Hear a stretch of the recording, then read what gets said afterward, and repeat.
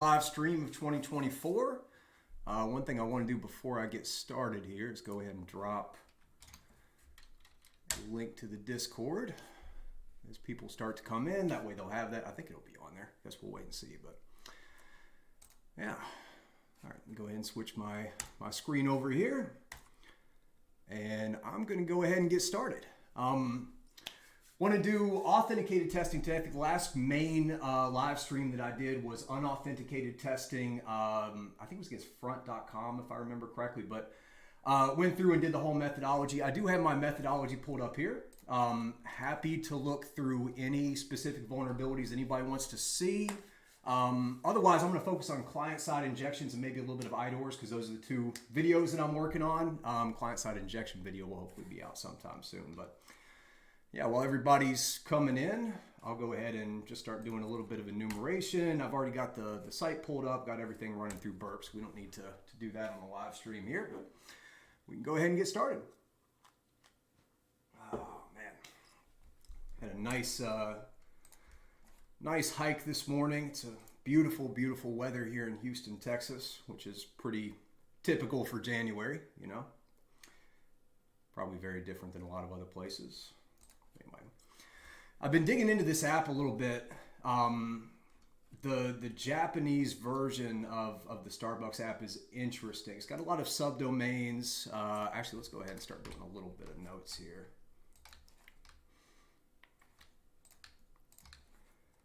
Yeah, I think specifically tech stack. No, it's PHP. What were the other things we had here? So we had a PHP backend. Thought that's what it said. Oh, this one must be different. So the menu subdomain. This is what's interesting. As we move around between the subdomains, I want to kind of take a note of this right here. Just generic notes. Subdomains have different tech stacks. It seems like we almost have an environment with multiple different little applications that are built in for all of these individual subdomains, and they, like I said, they're different, right? This one has Vue, still an AWS, but an Nginx server, whereas the main page, I believe, was that PHP backend. Let's see. Yeah, so the PHP backend, this one's on an Apache server. Very interesting. So I'm going to have to take notes for each individual subdomain. So let's come down here. And the Starbucks, don't need to have that as well. I don't really care about the protocol either. So yeah, PHP backend. I know it has React for the front end. It's in AWS, and then I did see as well, I think this one was the Apache server, right? Apache server as well. Okay, so we'll kind of start to get some of that. Hey, how's it going? How's it going? Yeah, go ahead and get that one done there. Yeah, subdomains have different tech stacks. Yeah, so it's like I said, as you click around here, the reason that I wanted to focus on this one is I've been starting to get a handle on it as I've been, oh, is there ads? Oh yeah, I guess there are ads that run too. I forgot that got set up. Yeah, sorry about that. Hopefully they're not too long or anything. So yeah, like I said, this one has a huge attack surface here, especially once we can get logged in, which I do already have an account. I don't know if I'm logged in right now. Let me see what happens when I go to my page. Now it's going to take us to the login page. So super easy to register for an account, right? I'm just using my WeAreHacker1 account there. And I'm just going to start clicking through it and try and figure it out. But it's weird that most of the buttons that I hit take me to these other subdomains here, right? Menu, login, product. But we still have this huge attack surface down here that I want to be able to get to. And we can do some fuzzing and everything as well. But I'm just going to keep clicking through it. See, we'll click on this here, and then I want to watch my domain up here. Yep, so now we're going over to the SB card. I've done some testing on this one as well, actually for the client-side injections video I've done. Hey, Marsh, how's it going? Let's go ahead and just see if I can't send a few numbers through here. This looks like something where you can come in and register a card. I just want to get the request put in there. right? I'm going to come back. I'm trying to stay on this domain as much as possible. But again, like I said, I'm finding it difficult. I'm also kind of guessing at random what these endpoints are, but that's totally fine. This looks like maybe it's waiting for an email. I have no idea. I know there's 1,000 better ways to do this, but I actually just kind of like to do it there. Oh, maybe we're kind of checking to see what email here. But again, we're out here at this gift. So let's take a look at this one. And again, we've got view. So I wonder if this is common. I don't remember what was the last one that we saw here, but maybe I'm starting to see a pattern where these subdomains are using view. Oh, this one uses Ruby though. I don't think the last one had Ruby. Let's go ahead and get that documented here. Marsh, yeah, I'm glad you're back with us. Yeah, I think my last stream was in November, and then I took a little bit of time there, had a trip to Asia, obviously did some things for the holidays, but my goal for this year is definitely do a stream at least once a month. I'm trying to do twice a month, and if not more. I want to start doing like some shorter ones too, right? Maybe like in the morning while I'm drinking coffee, just come through and run through like a little bit of pen testing or something. But definitely my goal to do much more than I did last year now that everything is getting set up. What's up, Root? Appreciate you coming and hanging out with us. Okay, let's get another one here and start to see if we can get some patterns here. Again, this, come over there. So we've got Ruby on Rails for the back end. Looks like Vue for the front end, or at least for part of what the front end is doing there. And then what we say, Nginx server, and are we still in AWS? We're still in AWS, but we're doing CloudFront a lot more in this one. So, okay. I keep saying it and then I forget it. Good grief. Nginx, right? And then is there anything else interesting in here aside from the AWS? Not really. Not anything that I can probably go after that. So, all right. So we'll start to see if we see a pattern. I'm wondering if most of the subdomains are using this tech stack and then the main application uses this tech stack here. Hey, got a couple new people here. What's up, Z1RO? Sorry, Zero, I guess is how you pronounce that. Appreciate you coming to hang out. And Alberte, I think is how you pronounce the other one.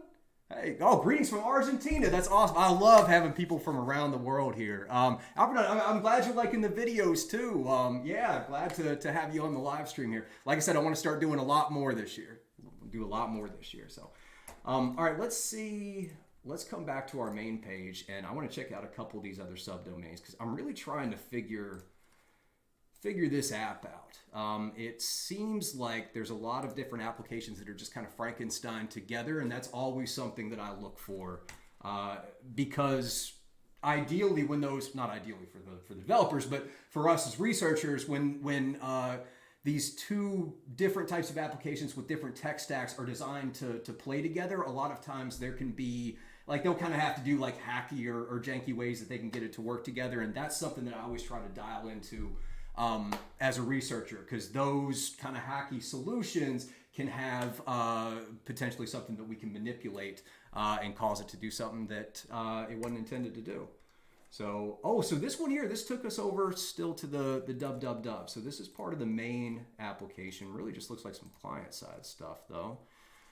So, which, with that being said, I'm looking for client-side injection, so that may be okay.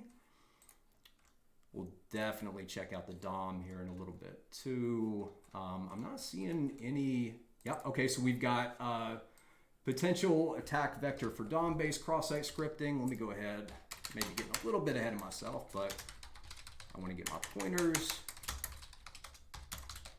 and then attack vectors as well. And I'm just going to make a note of this. Right, because we've got a hash fragment, so that means that somewhere within this application they're taking document.window.hash. I forget exactly what the attribute is there, but they're accessing this hash fragment value, and then it's being used to redirect the DOM here. So it's likely just being passed to like a jQuery call that's deciding where on the page your scroll is, but hopefully there's something else they're doing it, or they've got an outdated version of jQuery, maybe passing it to a method that it has a known CVE that's vulnerable there. I'm famous for, I don't know if I'm famous from all over the world, Rue, but I appreciate that. You know, hey, I'm blessed. I think the 14 people are in here right now that want to watch me talk. So certainly very, very happy about that. Hey, Boop. Oh yeah, is that Boop from the Discord server? Either way, appreciate you having it. Wow, we got a lot of people jumping in the chat here that are first time. Oh yeah, Fasco. Yeah. I'll definitely. I need to get that set up. Oh, cool. What's up? Yeah, Fasco. I need to get it set up so we can do Firefox containers and everything. But I'll show how to do that in the next IDORs and access controls video. But this one right here, we shouldn't need it. Although if we see any attack vectors with an IDOR or anything, I'll definitely kind of dig into it. Wow, so many new people jumping up here. This is awesome. All right, I'm gonna let the chat go for a little bit. Y'all let me know if you want to see anything in particular. If you got any questions about what I'm doing, any specific types of vulnerabilities you want to see, questions about burp, anything like that. I'm happy to help with that. But okay, so let's come back. I want to keep looking through the application itself. Maybe we've got something else over here. I'm definitely seeing some possibilities for DOM-based cross-site scripting, right? So this right here, hoping that that's being passed somewhere. Now, where does this go? All right. Oh, it's got a integration to line here. I used that when I was over in Asia. Not seeing anything to really click on yet.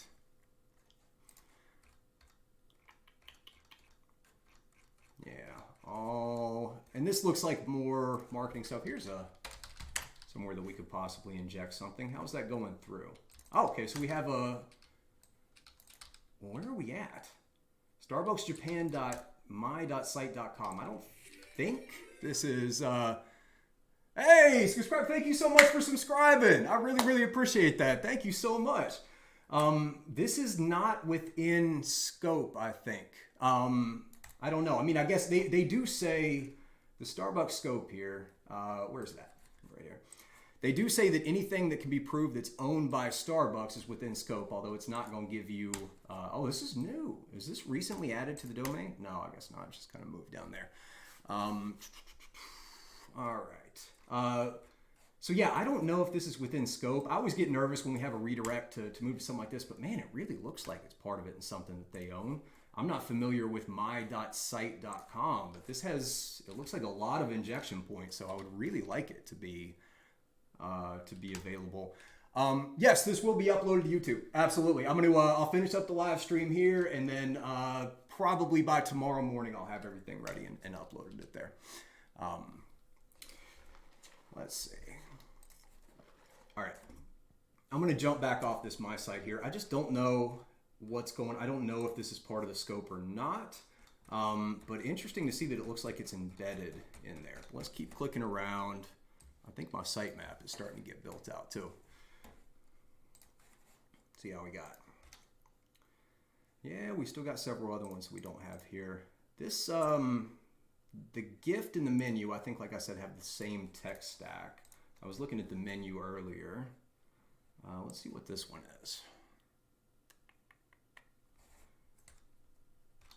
Okay, here's the digital gift cards. One thing that's interesting too, I actually called this out in the client-side injection video that I'm working on now, which by the way is 2 hours and 45 minutes right now, and I probably still have at least an hour and a half to record of material to record. So that video is going to be crazy long. There's a ton of information in it. But one of the things that I noticed while I was making it that I thought was really interesting was in Starbucks policy, they have this place down here for like general notes. Where did it go? Helpful hints. And they don't really care if you can steal money from them. Now, I would say that stealing money from another customer would be something that they would really care about. But if you can generate like a fake card and get like a free coffee or cost them like $10, they don't care at all. So I've been using this to kind of frame my testing as well. I'm really going after customer data, trying to like, instead of manipulate their logic to get something free for them, just try to steal something from another user there. So like I said, I'm kind of focusing on client-side injections. I'm populating my sitemap right now in Burp. We're going to do some fuzzing for endpoints, parameters, and all that. And then hopefully I can find some attack vectors to do some client-side injection testing here. I'm sure we will. So let's just keep clicking around. Okay, here's another place. We're still saying in the dub. This looks like a general. Well, no, now we're coming back to my site. So that my site must be the FAQ. Oh, and here's one of these chat bots there. I don't want to mess with the chat bots. We don't want to bother them. You know, you got somebody that's working.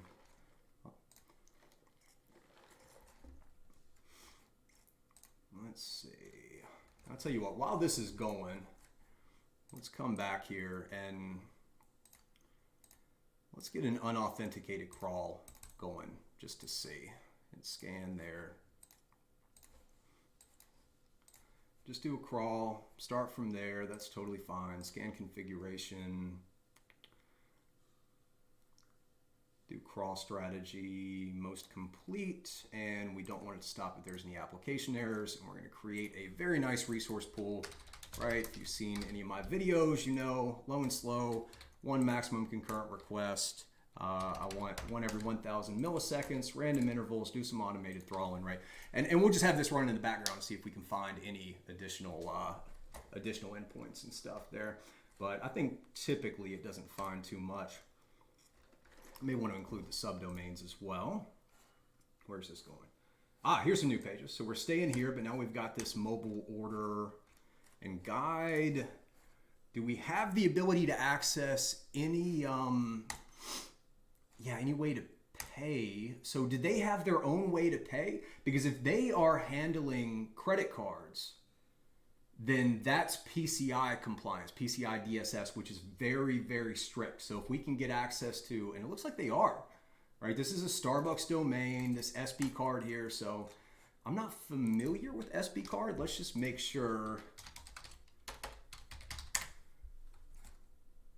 Is this something existing? I don't think so.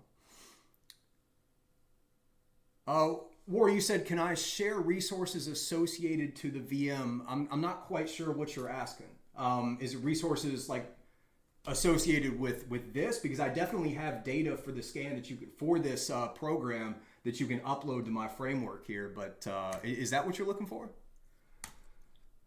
I think this is something in-house too, so I'm definitely going to try and do some testing on here. Do they list this as part of their scope specifically? Let's make sure it's not out of scope either. Nothing listed as in or out. Kind of surprised by that. It seems like a very critical one. So, okay, we'll move back here. I want to try and stay on the dub as much as possible, but we will move over there if I can't find anything in here. Marco, you said, since I'm a beginner, what do you think it's better to do? Focus on one OWASP top 10 or master it all and make it work? Definitely focus on one if you're starting. Focus on logic testing, focus on IDORs, access controls. You want to learn and test simultaneously when you're first starting out, right? So learn one thing and then go and, test, and then it kind of expand your knowledge, right? I typically say every day, maybe take about 30 minutes to learn a new type of attack, 30 minutes to read through some actual reports like on the Hacktivity, right? If you haven't seen this yet, you can come over here to Hacktivity and you can see what other reports are being made. So if you want to learn cross-site scripting, you can come up and search for cross-site scripting and find one. So find something like this first, study exactly how they did this, how they found it, and then try and recreate it on live apps. And I would say kind of stay in the same avenue for a little while until you understand it, so you can focus on IDORs, access controls, client-side injection, server-side injection, something like that. I wouldn't just dial into one OWASP top 10 necessarily, but also don't feel like you have to learn everything before you can start testing. Like that's what I see a lot of people do, is they always feel like they don't have enough knowledge before they can go in there and do it. So you want to do both at the same time. Don't be afraid to just start getting in and hitting some maps there. Where you said resources and how I can set up the VM, anything special. Oh yeah. So I would say, I got to go to my youtube.com.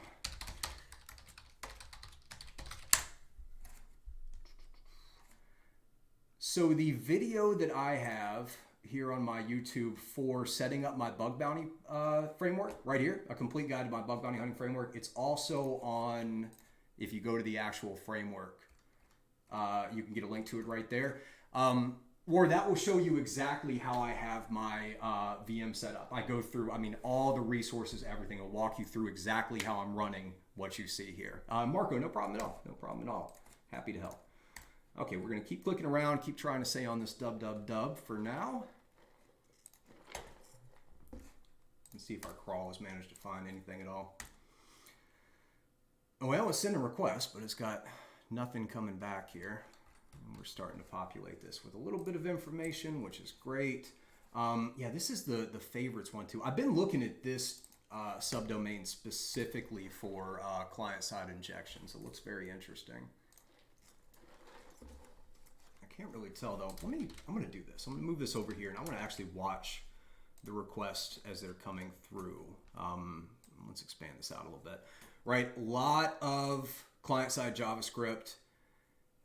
Is this what stack are they using for this one? Well, let me get that documented too, because this looks like a different text. This almost looks like an Angular type of thing. It's not. React usually uses chunk files. It doesn't usually use that.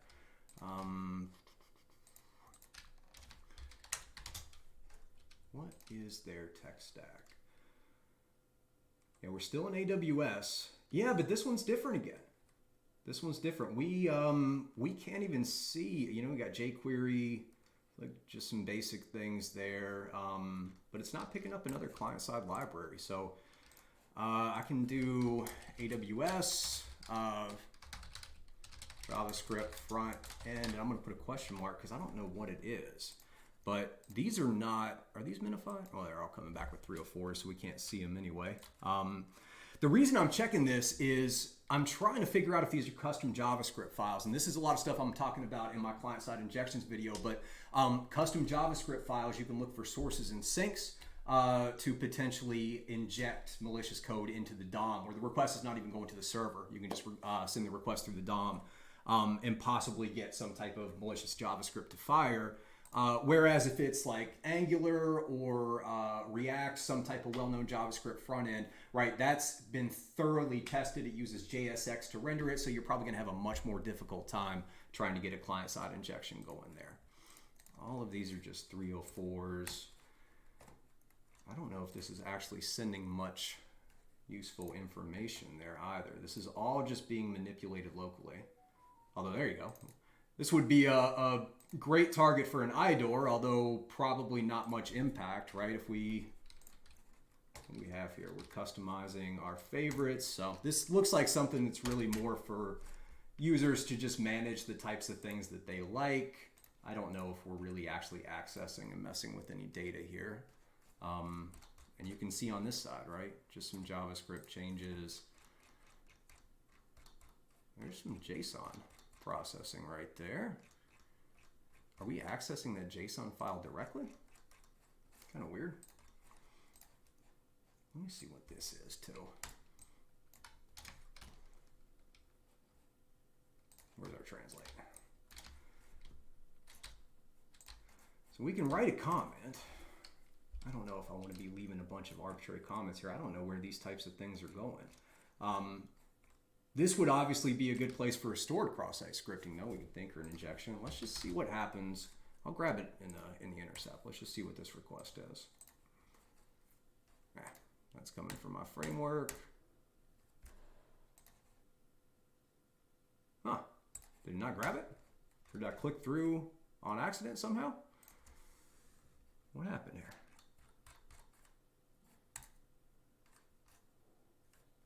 I don't know what in the world sent that through. I don't know where that comment went, unless the comments aren't going through there as well. Maybe the comments are all staying on the client side also. This really looks like a great place to do DOM testing, but I'm not seeing much else. Lethal Sam, what's up, Ryan? What's up? That's a great name. I don't think I've ever seen you on Twitch before. How's it going, man? All right, I want to get away from this one here because it's not what I'm looking for right now. So I talk about this in my client-side injections video, but I'll go through it here now because it's applicable. When I look for client-side injections, I have 3 different strategies. I look for unauthenticated endpoints, so like hidden subdomains, very wideband testing, very recon and enumeration phase. That's the video that I'm working on now. The second strategy is what you see me doing now, which is authenticated testing. We're going to try to dig deep into an application, understand the application, and find attack vectors within that application. But both of these I'm looking for where I can send a request to the server. The server is going to process that user-controlled input and it's going to reflect it in the DOM somehow. Whereas in that last page that we were looking at, the request, when we looked at the proxy, the requests were not leaving our browser, right? It was just manipulating all of the data and running memory within our DOM, within our document object model. So that would relate to the third type of testing I do, which is manipulating the DOM just like that, right? We don't even need to send a request to the server. We can create a payload that if a victim clicked on it, it would cause that payload to execute within the browser without any HTTP request even leaving that user's browser there. Yeah, exactly, Root. Yeah, this stage is to understand how the website works, and then afterwards you can go in there and start doing the testing. And yeah, good to see you, Ryan. Appreciate you coming in. And yeah. Ryan said, Lethal Sandwich there said he's going to follow along. Anybody here can follow along as well. So if you have my framework installed, the data that I'm using right now, also the data that where are we at here? The data that's going to be used for my client-side injection video that I'm working on is right here, right? Scan data for client-side injection. So you can clone this. Come down here, you take this JSON file, just come into my framework, right? Import it here, hit process. You're going to have this exact same data that I have, right? All these URLs for it, all the nuclei scans, all the infrastructure map, all of this data is going to populate instantly. When you upload that, that's with the new alpha update that I'm very, very, very proud of. All right, let's see. Search bar is always the first place that anybody checks out when they're looking for client-side injection, right? Obviously looking for anywhere to reflect it. And we've got an attack vector right there. What's up, America? Good to see you again. Yeah, it's my first live stream of the year. I'm going to keep trying to do more and more as we get going, though. I'm just going to copy this. I'll add this as an attack vector. Almost certainly there's not going to be anything there, right? This is the first stuff that everybody tests when they come in and start looking client-side injections. So what I'm hoping to find when I'm doing this type of testing, the authenticated testing, I'm looking for hidden endpoints, hidden functionality, right? Because everybody's doing injection testing. When you got these public programs, everybody's doing injection testing. So I got to first find some attack vectors, which for client-side injections, an attack vector is somewhere where user-controlled input is taken and reflected in the server's response. That's the first thing we have to find. But we're trying to find ones that are not obvious, right? This one, everybody's going to find this. This is the basic cross-site scripting or any type of injection attack. The same thing for whatever type of database injection that people are trying to do. So, doesn't look like we can click around too much on there. What about this location piece? This could be interesting if it stays to the same one.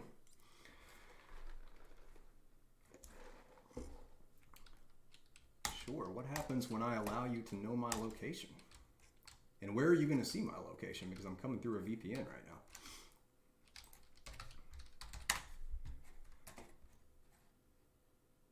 Yeah, and once again, we have this basic, what just about everybody is going to see as a good attack vector there. So we can do some testing for that just to see, but I can't. Hey, thank you so much for the follow. Was that Stagey? Hopefully I'm saying that right. Is Stagey? I don't know. Sorry if I'm saying the username wrong, but thank you so much for the follow. All right, we got an injection there. We have a whole nothing listed, which I assume means it didn't find anything. Yeah, whereas we can do this. What happens if I click this? And what's going on in our proxy here? Ooh. Huh. This detail is interesting as well. I just want to send this to C because again, this looks like it could be an IDOR there. We're getting a 200 back. What happens if I change this to 63? Let's send this to the comparer.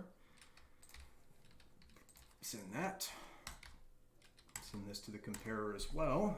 And let's compare, we'll compare words. That'll be fine. Any major variations here? Yeah, I think there's different data for different store locations that are coming back, right? We've got the all kinds of, wow, look at how that's being processed there. That is, that's super fun. So yeah, this would be, obviously, again, it's not, this was something that would look like a good candidate for an IDOR, but then you've got to ask yourself, what data is it actually accessing, right? If we were to use this, is there any data that we shouldn't be able to access? Now, I don't know. I don't think so, right? Because it looks like it's just returning store data that we can search for here. But are there any stores that maybe our user role shouldn't be able to access? That's something. One thing I am going to get to do here, and again, I'm always the first one to say active scan is not going to find you anything on public bug bounty programs like this. But one thing that, if nothing else, I just want to demonstrate is the ability to scan individual insertion points within Burp Suite. So if we just click on this, I'm wondering, does this come through and then does it split this user control value, this path parameter, between this dash delimiter? And then maybe this just thrown away, I don't know. But this appears to be the number that's actually being processed in the back. So if I want to run a scan against that, I only want to scan this specific insertion point. We can do this, right? Scan insertion point, scan configuration, right, I have my reflected input scan right there. Let's do this. I don't know. I was thinking about building out like my own scan there, but that's fine. We don't need to do that yet. Let's just do a thorough one, right? But we're still going to do it very, very slow. One request at a time, just to let that slowly go through. And we'll see if anything pops up, right? We just want to get these running in the background and then see if anything pops up from it. Okay, let's come back here. And we're starting to get a couple attack vectors. What's this one finding? Not much. This, once again, looks like it could be the possibility for an IDOR. Let's keep populating our sitemap. Actually, no. Yes, we're going to keep populating our sitemap, but I want to watch the proxy here. I want to watch everything go through.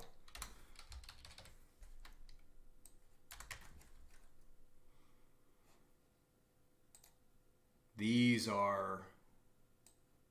look like they could be good targets for DOM-based injection too, right? Or these look like custom query, cookie, super notice. I'm always on the lookout for custom JavaScript files because if they're using client-side files, npm packages, then those are thoroughly tested. A lot of people do research on them. There's open bug bounty programs. People submit issues. But if the organization is building their own custom JavaScript, that's where you're going to find your DOM injections.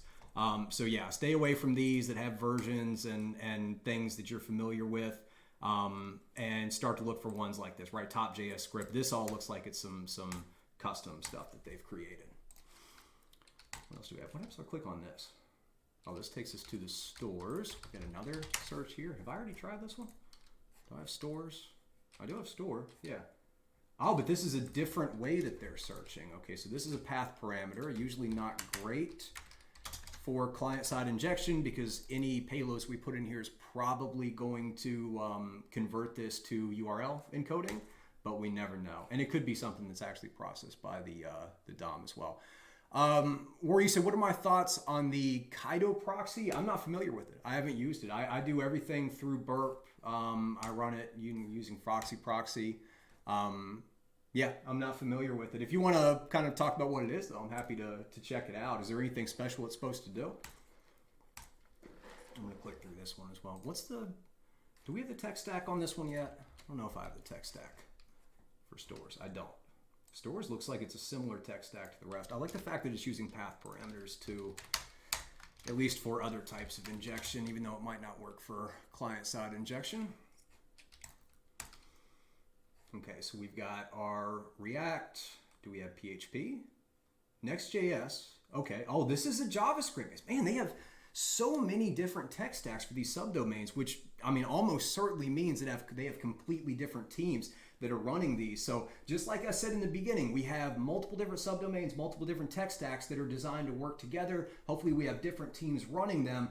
That's where miscommunications can cause vulnerabilities to happen. So I'm really going to want to test the boundaries between these. I want to see how the cookies are scoped, to see if they're scoped all the subdomains, if they can play together, etc. So this one was a React front end and a Node back end. I love working with JavaScript applications, by the way. America, you said it's really good and cheap. I'll have to check it out. The next time I do a live stream, I will have done some research on it there. I guess, is it like a Burp Suite competitor, or does it just like a straight proxy that works on that? Root, I got you in just 1 second. Let me get this here, and then I'm happy to answer your question. I'm going to put next.js as well, because next actually has some implications to the way we are looking for endpoints, the way we can do our fuzzing, which we can talk about in a bit. And this one's all still in AWS as well. Okay. I don't see a server listed here, but that should be fine. Got to be just running in AWS, either microprocesses or anything like that. Zero, you said a question. Gosh, I'm sorry. I'm scrolling back and forth. I'm not good at using this chat thing. A question, what would be the main approach to look for vulnerabilities in an online store? So you're going to have any, injection vulnerabilities, first of all. Logic vulnerabilities are going to be real big. So with an online store specifically, you got to think about what it's designed to do. Ultimately, if you can find a way to buy something for, less money than it was supposed to, ideally for free, if you can manipulate the logic and the way the store works, which the logic itself can be quite complex, then that's definitely something to look for. Portswigger has a ton of great labs on that will show you different ways. Like the real famous one is if you like the number of items in a store, right? So you can put when you add something to a cart, you can do a certain number. Well, there's a mathematical operation that is forced to happen with some tech stacks once the price amount gets to a certain amount, where it actually inverts to a negative number and then can potentially go to zero. So they have a really cool lab on there where you have to continue sending requests with a Python script that will increase the number by a random amount. Well, I think they want you to do it through Intruder and use grep, but I did it with a Python script. But anyway, and then you check the response to see what the actual price is, and eventually you'll actually hit a zero price because it just keeps going up and up and up, and then it goes down to the negative and comes back around again. So that types of things, right? Try to put in negative quantity. If you add to your cart and then you grab the request in burp and you do instead of quantity is 1, quantity is 0, quantity is -1. It may still add it to the cart. It may manipulate the price, but anything you can do with the logic there. And then obviously injection vulnerabilities. Client-side injection, sure, but that would probably be more server-side injection, right? There's got to be a database that has those products in there. There's almost definitely going to be a back admin side, so I would try and find that, look for some unauthenticated routes, all that type of stuff. Yeah, again, I'm just kind of brain dumping, but mostly when I see an online store, I like to test the logic. I want to try to figure out if I can get anything for free, if I can find any hidden items, anything like that. Rudy said, you scan JS files for endpoints. Yeah, so there's, I've got an extension. I don't know if I have it installed right now.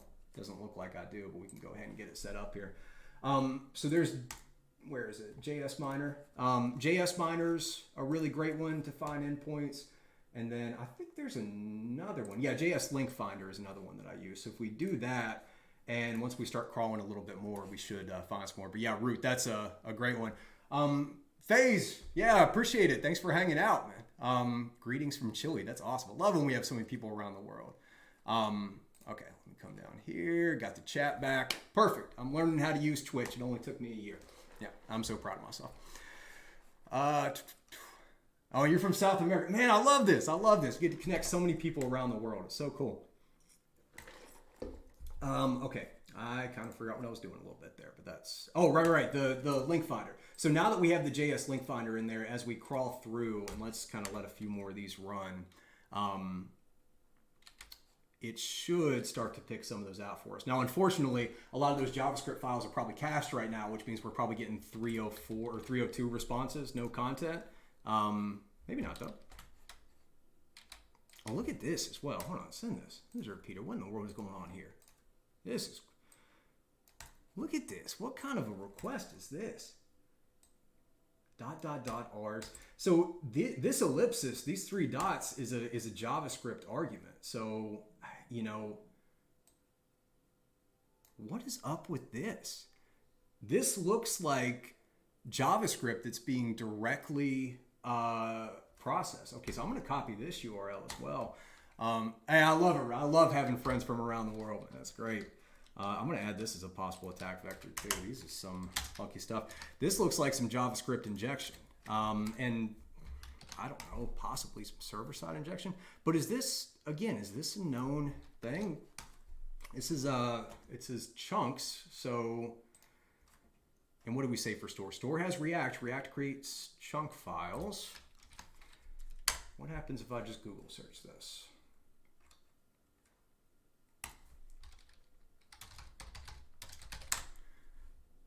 So interesting.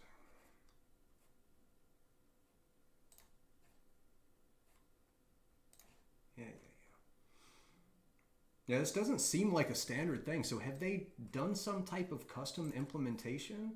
What? That's really weird. Whoops, didn't mean to do that. We definitely want to start testing for that. So, okay, so let me get some notes here. Injections right here. Client side injection. It's coming from the server. Let's just say reflected. That one's going to be the same thing. And obviously that's a path parameter. And then this one, JavaScript injection. Be really great if I could type. I don't know what it is about it. The moment this camera goes on, I do not have the ability to type. I don't know what it is about the human or my psychology. I'm not going to blame everybody else, but at least it happens to me. JavaScript injection, this could be client side or server side. Again, server side. And let's make sure this is all capital. There we go. But yeah, right, this is very clearly an arg. And we're seeing more of this. It does seem like they're using this dash as a delimiter within the paths. So I mean, what does that mean? I mean, we don't know right now.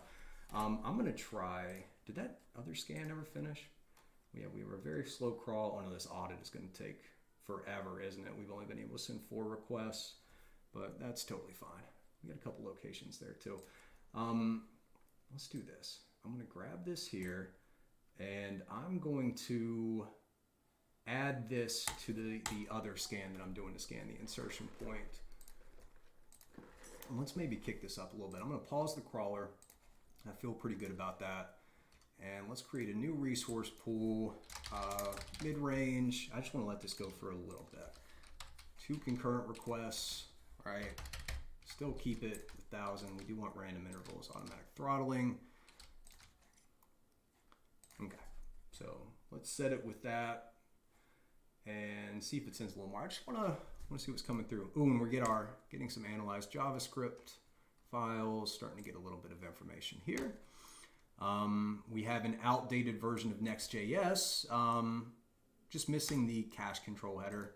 Yeah, nothing that's going to really be exploitable there. Zero said, could you leave the VOD saved on Twitch? Yeah, absolutely. Yeah, I'm not going to, I know Twitch will eventually remove this, but I leave it on here until it eventually just goes away, and then it'll go straight over YouTube as well. So yeah, you'll be able to watch this whole stream in its raw capacity no matter what. Yeah. All right, let's let that go. Yeah, now we're starting to get the request going a little bit more. Super interesting. I've been checking out these UDP apps here too. Let me just see. Let's go the other way. Now that we've clicked through here, let's start seeing if we can find, man, this is gross, isn't it? Over there.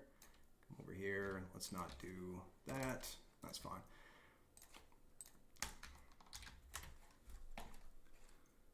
Oh, we're getting the server error again. So I've been playing with these a little bit. Let's see. Let's go to the proxy. Send this to repeater. Let's see if these work the same way the other ones do. So yeah, we get a server error. I think we can do verify. This doesn't send a response at all. It just has an empty response. Another one that I've seen doesn't have that. Yeah, Zero, no problem at all. What were the other ones? Let me send this to intruder. I don't want to fuzz yet because I'm running this scan here, doing 2 requests a second, but I'll save that in there for later. I may fuzz for some other endpoints. Let's see what else we can find. We've got a staging version of the menu. Let's see if this is acceptable or accessible. I would expect some type of forbidden, and we do, so we could try and bypass that if we want. CloudFront there. Yeah. Okay. So I think most of what we're going to be focusing on here is this one right here, the dub. We've got the stores. I don't know what the difference between store and stores. Oh, store must be where you can purchase things. This has got a good attack surface on there too. Whereas store is probably their store locator. And this is where we found that endpoint right there. Okay. Cool. Let's see if we can find anything else, and then we'll take a look at a few of those attack vectors that we had there. I know there's the My Page. Actually, let's do this too. Let's come over to the My Page, and I got to grab, I want to see how they're doing the cookies too. Inspect this, come down to storage. Let me sort this. Yeah, 4, that can't be right. We got 4 different session IDs right now that are all scoped to this. Look at this, yeah, domain, Starbucks. Register params. Man, these are some weird cookies. I don't know what in the world's going on there. PHP session, this one makes perfect sense. And then you've got this other one. I've seen this one before on the other video when I was doing the client-side testing. This is, it's like a SHA-256 or an MD5 some. I think it's MD5 right there, SHA-256 on this end. But that's weird to be a session token too. And then what do we have here, right? We got the only one that actually has an HTTP only flag and is secure is the PHP session. This session ID has secure, but it doesn't have the HTTP only flag, which means if we can get a client-side injection, we can go after that. So, very weird. I forget what this, I don't think I can copy these in an easy way. Let's just grab it from the request. Did that go through in the most recent request? We're making a request to log in now. Did we get logged out? I don't know if I'm logged out or not. Because this is the logout button. I would assume not. What happens if I hit logout?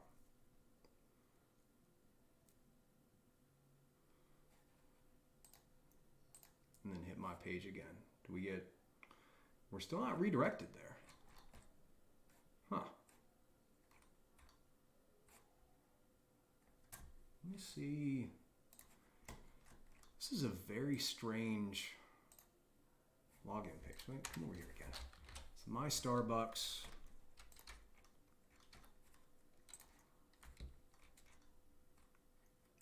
Got our PHP session ID. Does this still return a 200? Is everything happening on the client side? Is that why?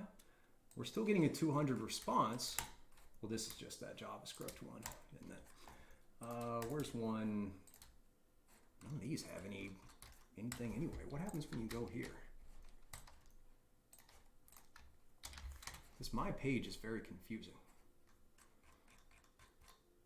Okay, these are just taking you to individual menu items. Again, would be a great opportunity for an IDOR, but this is all public information anyway, so I don't think we're going to get anything there.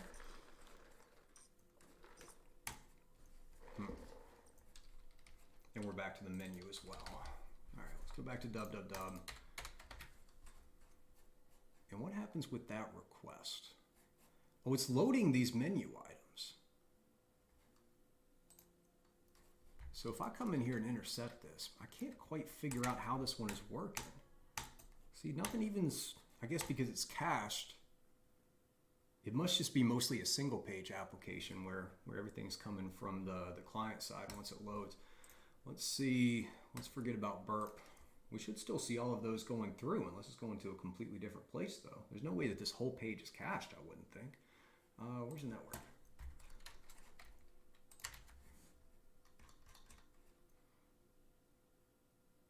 Kind of weird at that. It's probably just some client side thing. But what is the response that comes back here? It's still got a good amount of information there, and it's still returning with a 200. I don't know why. I don't know why burp's not picking that up in the proxy. Kind of weird, but that's fine. Okay, let's see. Anything else that we can find? Any other attack vectors? Hey, somebody from SemGraph. How's it going? How's it going? The One Teen Wolf. Have we met in person or have we talked? That's not Nate, is it? wait to see. Very cool, man. Yeah, SEMGREP, we got a very good relationship with them and working with them for about a year and a half, 2 years now. Is Nate? How's it going, man? Oh, awesome. Yeah, appreciate you coming in. That's right. I remember you told me you were hopping into the live stream before, man. Yeah, good to see you. Good to see you. Here's your store, and yeah, let's see if we can get some of these. I may just kind of play around on this menu one here. But again, right, go back to the scope. Oh, I moved away from it. But they don't really care if we can get anything here for free. So I really want to be targeting customer data more than anything else. Hey, how's it going? Glad to have you here from Saudi Arabia. Man, people all over the world. It's going to take me a while to get over that. Let me see. We'll just try this real quick just to demonstrate what I was talking about before. With so if we want to test a score or test a store, let's come over here, do an intercept, send this through, send it to repeater, send that one to repeater as well, and let's let that go off. And what I'm looking for is a request. Oh, now it wants me to log in. Okay, all right, so here's where we're, okay, so these are all sharing this. So we got the login portal here, and I want to find out what the tech stack is there. Man, what are we doing here? Is this registering for a whole thing?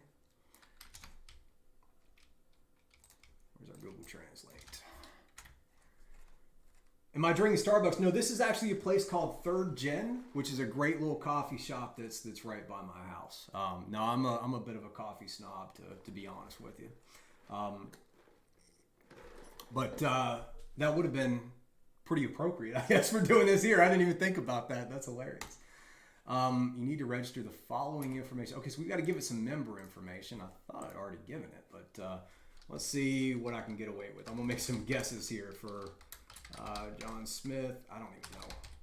I don't know what it's asking. Maybe something like that. Sure, that'll be there. Maybe this is an address. Fake street. City. State, probably not going to be anywhere near the same. I'm taking wild guesses in the dark, but we also get to check and see if it has any type of client-side sanitization. This looks like a fun place as well. All right, let's let that go forward. All these status things from my framework. Okay, it doesn't like these. Why? It doesn't like any of these. I got to get an extension that'll show me there. Yeah, Root says it's a hard language. It is a hard language. I actually used to play golf with a, oh, good grief. I got to do it in the thing there. I used to play golf with a Japanese guy named Akiumi when I was in high school, actually, and he taught me a little bit that I think I still remember. But you know, it's like what's my name? I remember, like, what was it? Hajime Mashite was like, nice to meet you. I don't know. I still got a couple friends. Nanji desu ka was what time it is. I still got some stuff floating around in my head. What is this one asking for? Oh, darn it. I'm going to have to search for an actual post-it note or an actual postage here. Let's go Tokyo postage code. There you go. 100 0000. Okay, so hopefully that's going to work. And then does it not like, I'm guessing this is a phone number.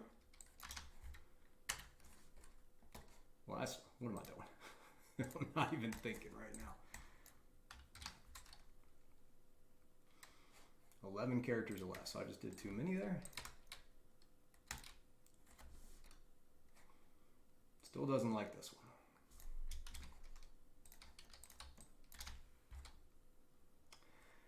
I don't know what that means. I don't know what full width katakana means.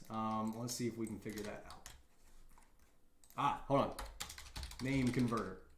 There we go. There we go. There we go. Wait, this is full width, half width.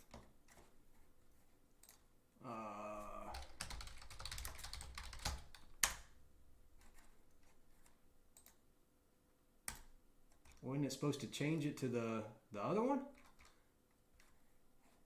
How do I come, or am I supposed to drop it in there, right? Am I just supposed to come get, let's try this. Maybe this is just a different thing.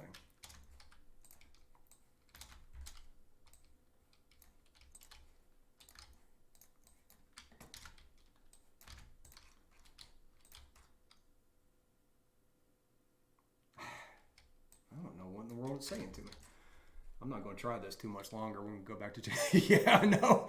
Yeah, I don't get what it's not liking about it. I tell you what, let me try this. Maybe this worked. There's no way this is going to work.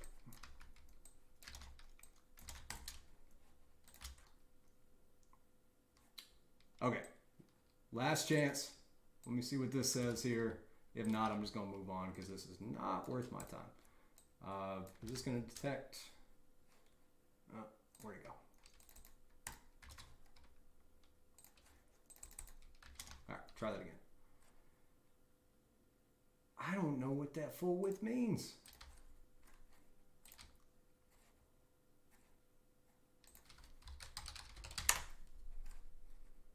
Okay. Is it going to let me get away with this? Maybe it's not the katakana or whatever. I'm probably saying that so wrong. It's not even funny. Hey, there we go. There we go. What was that response, by the way? This is what I wanted. I really wanted to see. Okay, so that one's a 200. They're all a 200, but what is the... It's still loading a DOM. Okay, send this to repeater. Good, good. Come on. All I wanted to do was demonstrate the store thing. Yeah, I know. I finally got it. Finally got it. All right. All right. All right. Let's see. Sure. Sure. Absolutely. That. All of that is what I wanted to do.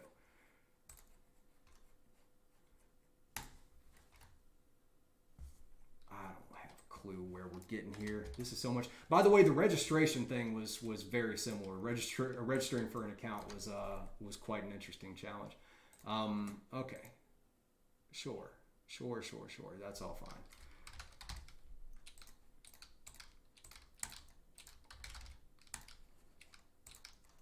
What's wrong with you? Just want the same thing? Probably wants the same thing, right? Oh, it's a card number. Oh, this must be like a credit card or something. We're not going to be able to get past this. Man, we really can't just add anything to the cart. We got to do all that stuff just to do it.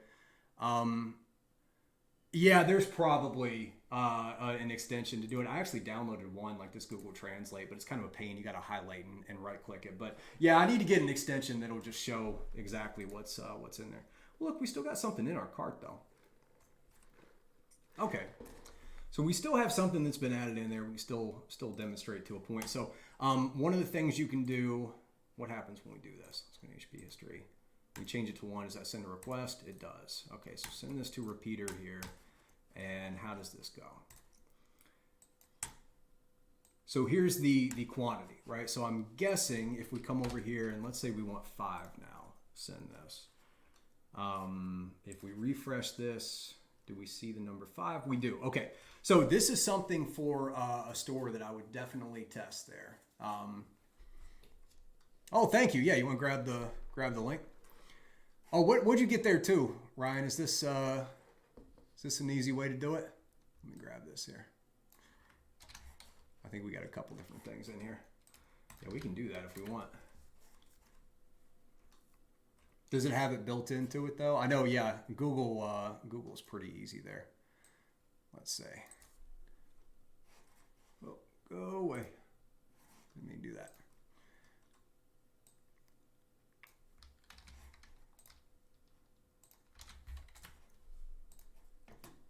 Oh, so this one will just automatically do it?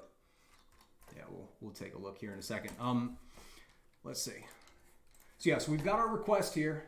We can set the number there. So somebody said in the chat there. Yeah, Root said it in the chat. So let's see what happens when we do a -1. Let's see if it likes that.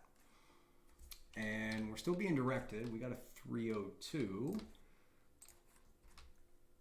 What happens over here? Oh, that's kind of interesting. All right, let me see. We'll give this a shot here.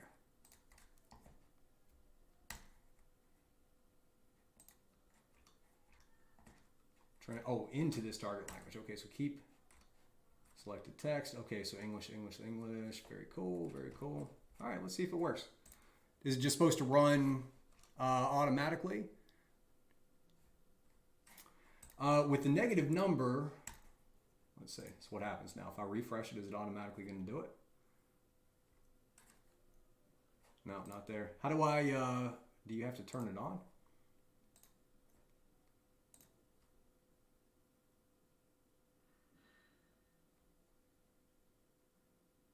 I don't know, I guess just always translate the site. Or is there like a button we have to click on it?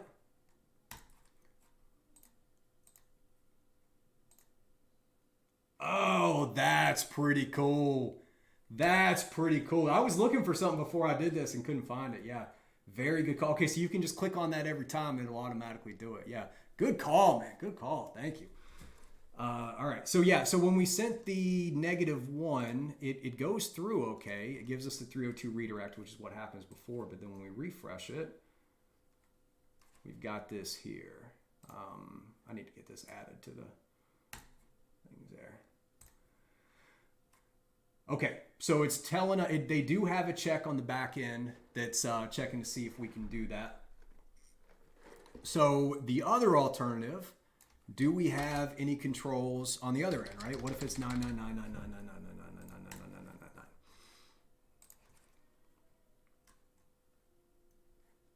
Is that maybe saying a maximum of 10? I didn't grab that. Saying a maximum of 10, possibly. Purchase limit, yeah. So I think you can only do a maximum of a certain amount. So it looks like they've got some good barriers on there. But we could also see if we can break that, right? So we can send it to intruder. And let's do this. I'm going to add a payload directly in front of it. Come back over here. Let me see if this is still running. Yeah, this is still running. Hasn't found much of anything yet. I'm going to pause this just for a second to do the intruder because I don't want to hammer them too hard, even though they're different domains. Okay, so we got a payload in front of this 999. So they've got to check on the server side to say if this number is greater than 10, go back and show this error message to say that number can't be beyond 10. So I want to try and break that mechanism that's validating it. I don't know how they're validating it, but I want to try and break it. So what I'm going to do is come over here to the payloads and just do a little bit of general fuzzing, right? So this is my sec list in here. We'll go to fuzzing. And I like to do the URI hex. So let's just send a hex value because it's in a post body of every possible ASCII character, including some null bytes and some, definitely some unexpected characters that it may find here. And then if we really want to go wild with it, we can come back and do this Unicode, which has a much larger thing there. But I'm just going to do this double URI hex as well. And this will see what happens, right? It has the same thing, but every single one has a %25 before, which is a URL encoding of the %sign. Resource pool, I'm going to send this to our mid-range. I think that'll be fine because we're only doing 512 payloads. Everything else should be fine. And let's just see if we get any variations real quick. Shouldn't take too long to send this. We'll let it run in the background for a minute and see what we find. In the meantime, let's see if we can kind of bring this down a little bit too. Where's our session? So this has the session ID. Has our register parameter. So this one was said to be a session token. And then, so there's an underscore session ID and then this actual session ID. An underscore usually notates some type of a tracking cookie, but that doesn't look like that's what it is here. I'm not sure.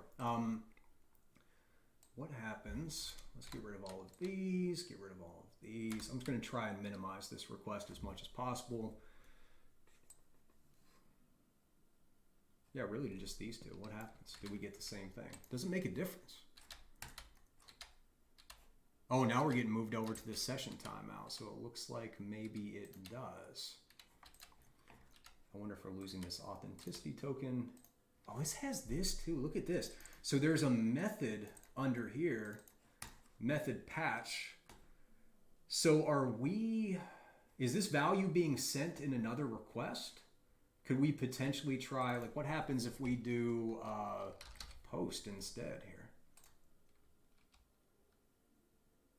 That's not found. What does that mean? And why is this weird encoded character down there? Get? No. Put. put is found. What does that mean? And we're going to the cart as well. So I did a patch, changed it to put.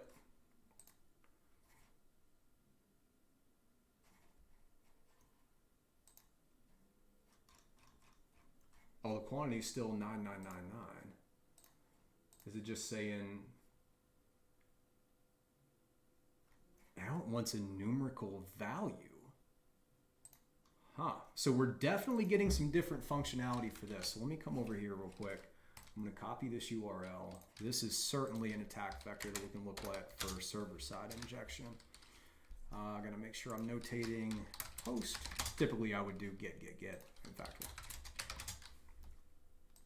copy this here.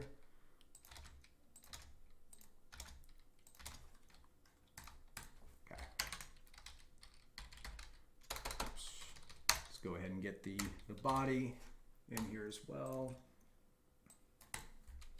What happens if I set this back to 1 and send that? Now it's forbidden. Okay, so we're certainly starting to find some functionality here. Just like I said, when we're looking for injection points in the application on our second strategy, which is authenticated testing, we're looking for any type of functionality that hopefully other researchers haven't tested yet. So we have found the ability to, I think, put a new item, like a new item into the cart, something that you can add. I don't know if the put puts an item into my cart or if it actually creates a new store item that can be purchased. I really don't know. Copy this here though. Let's do that. And I'm gonna do, there's probably opportunities for client and server side injection. I don't like the way I wrote that here.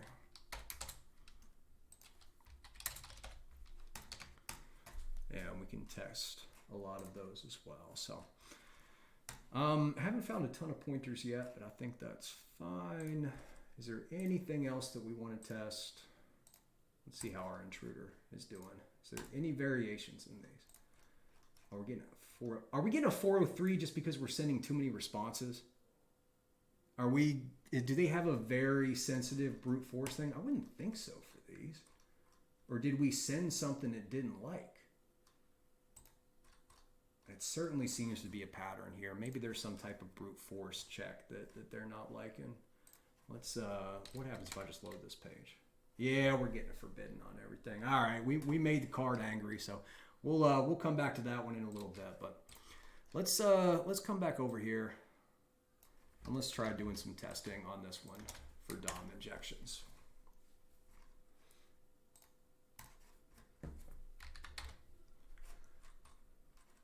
Okay, so this is the rewards, how to use, and this is on our dub. So do we have any custom JavaScript files that we found in here that we think can be helpful? What do we have within here? All right, they're claiming there's some credentials here. Probably not. Yeah, so it's picking up this session state, and it believes that this is some type of sensitive information. I don't think it is. Where's it coming back? What happens if we just loaded this? This is probably more of an application session.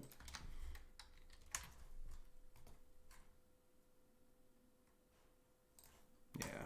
We can do some testing on it, but I don't think there's much of anything there. Oh, I was clicking on the wrong one. What am I doing? Okay, so no, that's obviously just a parameter name for a token. Log out, same type of thing. And access key equals access key. So nothing in there. There's a couple node modules that we can find. What's the naming convention for their JavaScript things? Are they all within? Yeah, so these are like little applications. Like the My Starbucks, look, is its own application. We got a little admin page here too. I'm assuming I can't access this, but let's see if we can. That's really good. This admin page means that we can do some role-based access control testing. There should be another level within the roles that we can possibly get in there and test for. Yeah, that just redirects, right? So let's come back over here, copy this URL, and now we have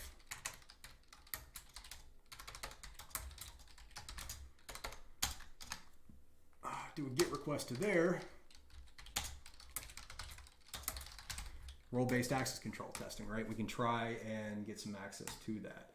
If it returns with that, it just does a redirect. So it must be doing some type of check to see either through a session token or something else, is this user an admin? And if so, we'll let them access it. Otherwise, we'll just redirect instead of returning with a 403. So that could be something that we could target as well. So these look like custom JavaScript files. This one's not modified. Let's see. Well, this has a Webpack, so looks like it could be combined using React's Webpack.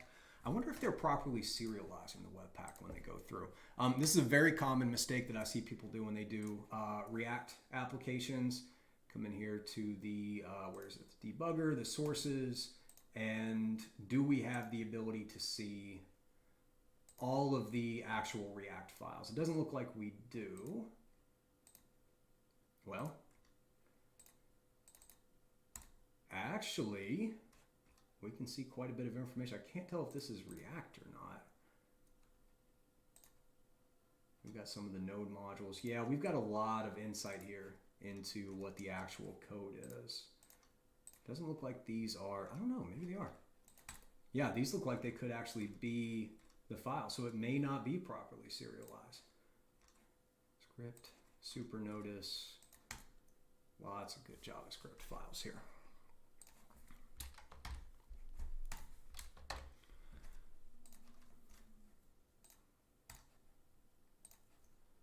It's kind of hard to see. Link Finder says it's found a few things as well. That JS favorite, my API gateway, and scroll.js right there. Okay, so there's enough client side here that I think we could potentially get something. Let's come back to this again. Now that we've moved around a bit. And actually this is going to be easier in Burp's proxy, isn't it? Proxy. I'm going to open this up. I'm going to get DOM. I can't ever say this word, right? Where is DOM clobberer, I think is what they call it. DOM invader. And then, yeah, DOM clobberer. Let's just try prototype pollution for now. Yeah, it's going to screw that up. And we can do a little bit of testing on post messages. Let's set my canary to arson. Update that. Reload it. Oh, I got to actually go to the page, don't I?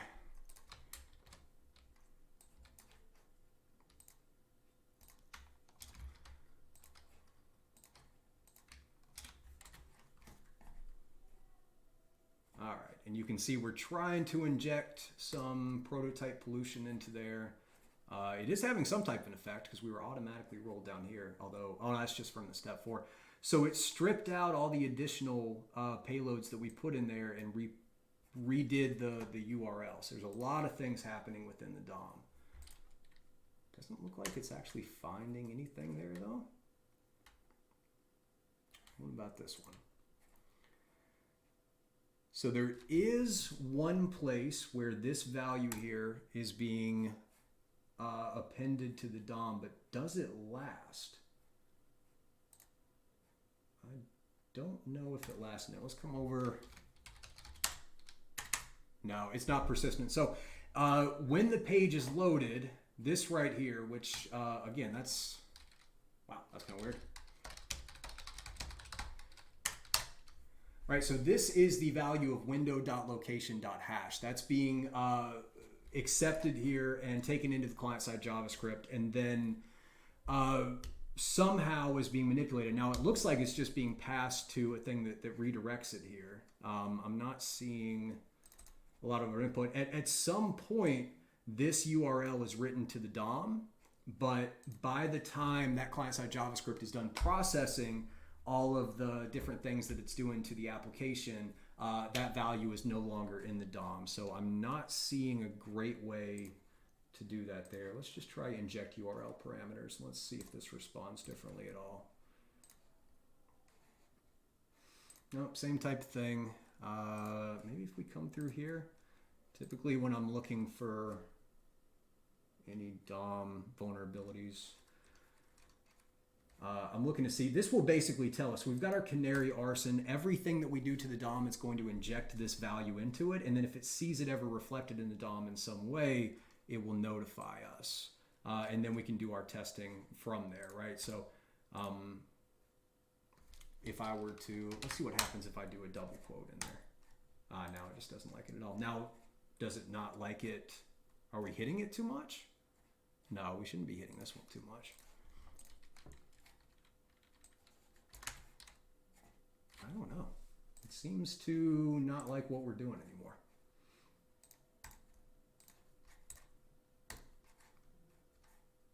I'm going to come through to my intruder. You still going?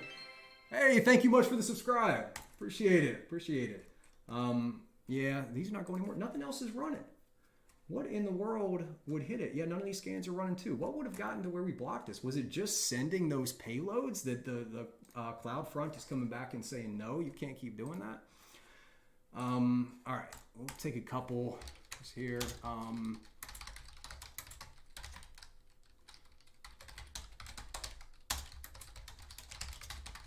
Kind of message that right there, and let's move over to this endpoint and see. Again, this is the typical what you would see with a client-side injection.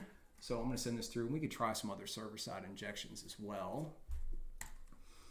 Can I get this open in burps things well? Because this looks like it's actually being handled by the DOM too. Still going to let me do this. Looks like it. That's all on. That's okay.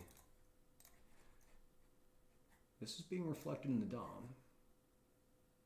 Yeah, okay, we've got a lot more information here. I've got to come back and reset the canary, arson right there. Let's turn off post messages just for the sake of it. Update canary, reload this, and we still got this in.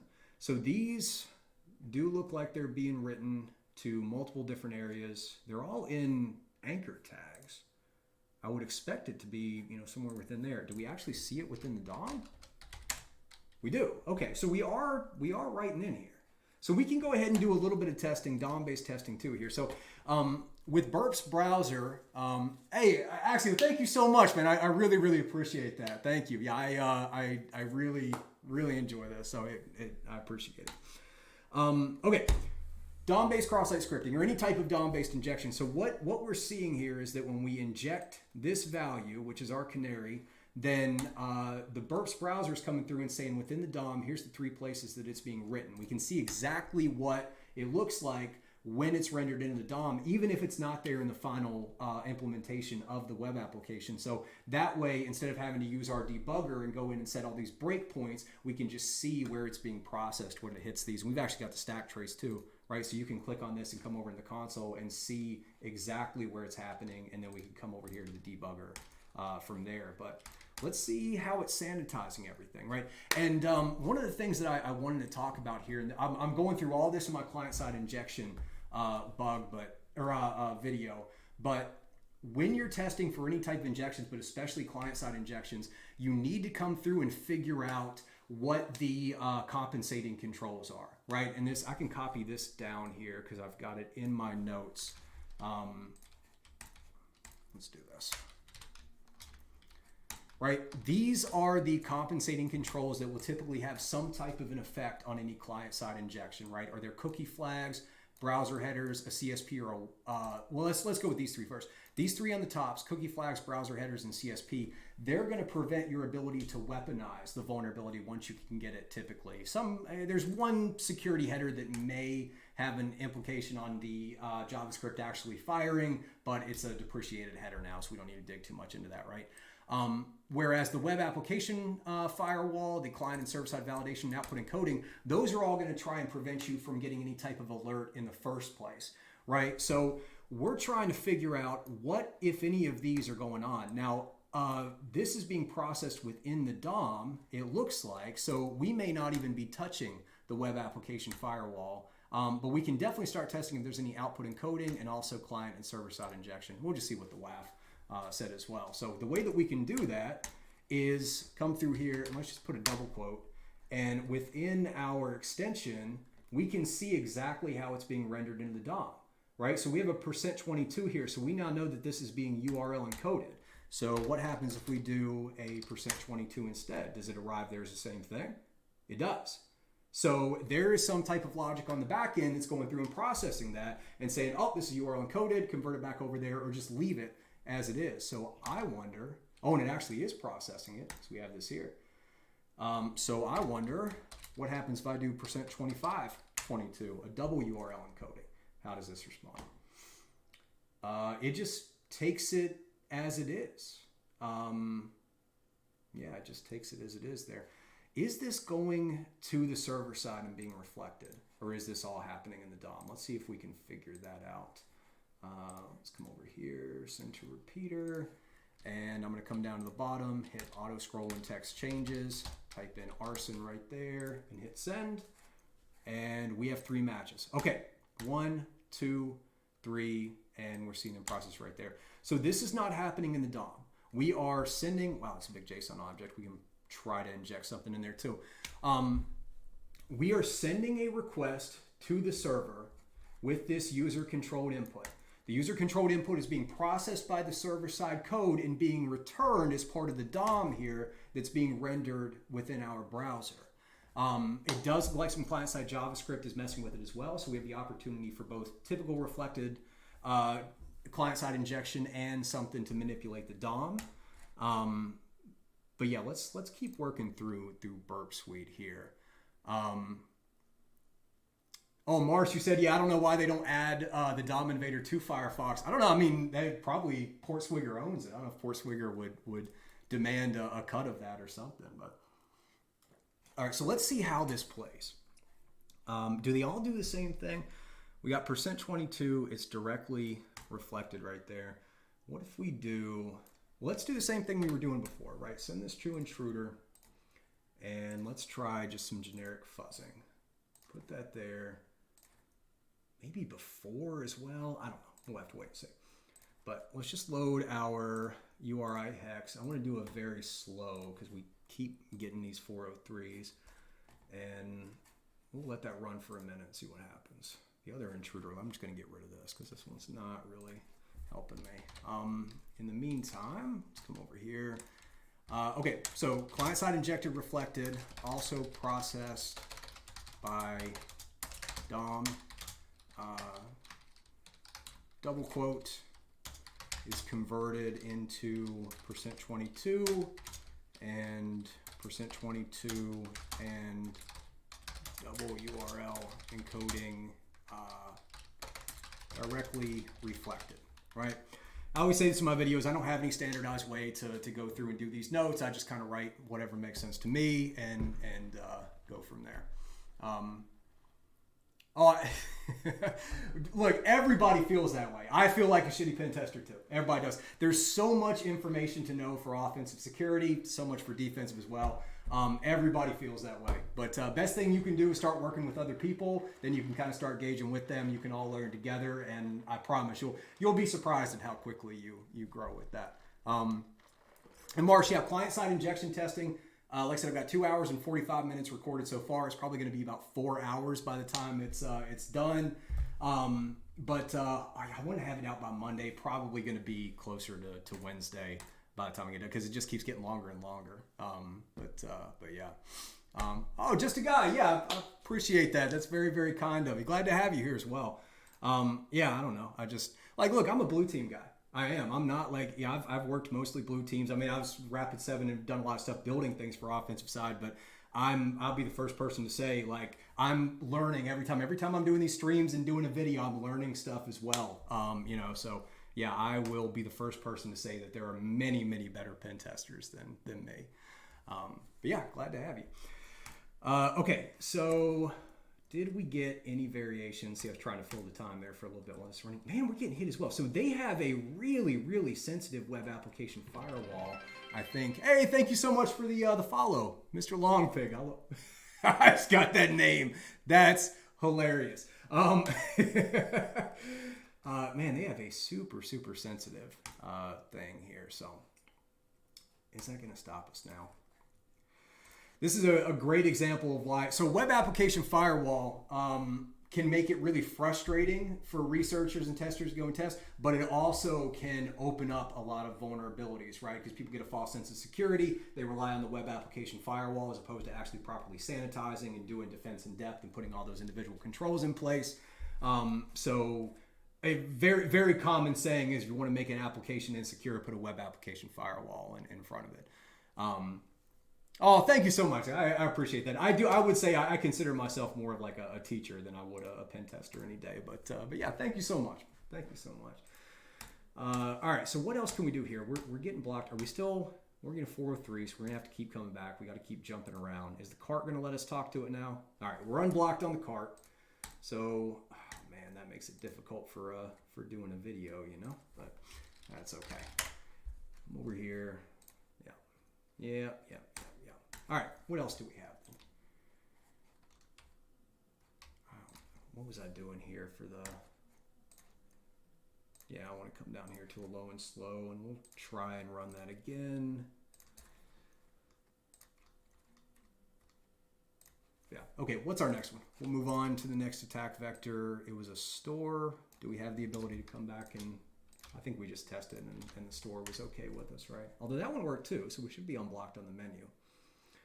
But is this one? Okay, it's being reflected again.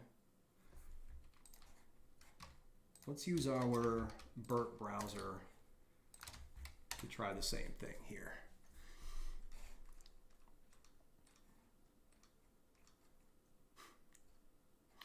Well, yeah, no, Tiberius. Yeah, Jay Haddix and Tiberius are both great. Ooh, we have some interesting stuff down here we'll have to come take a look at right now.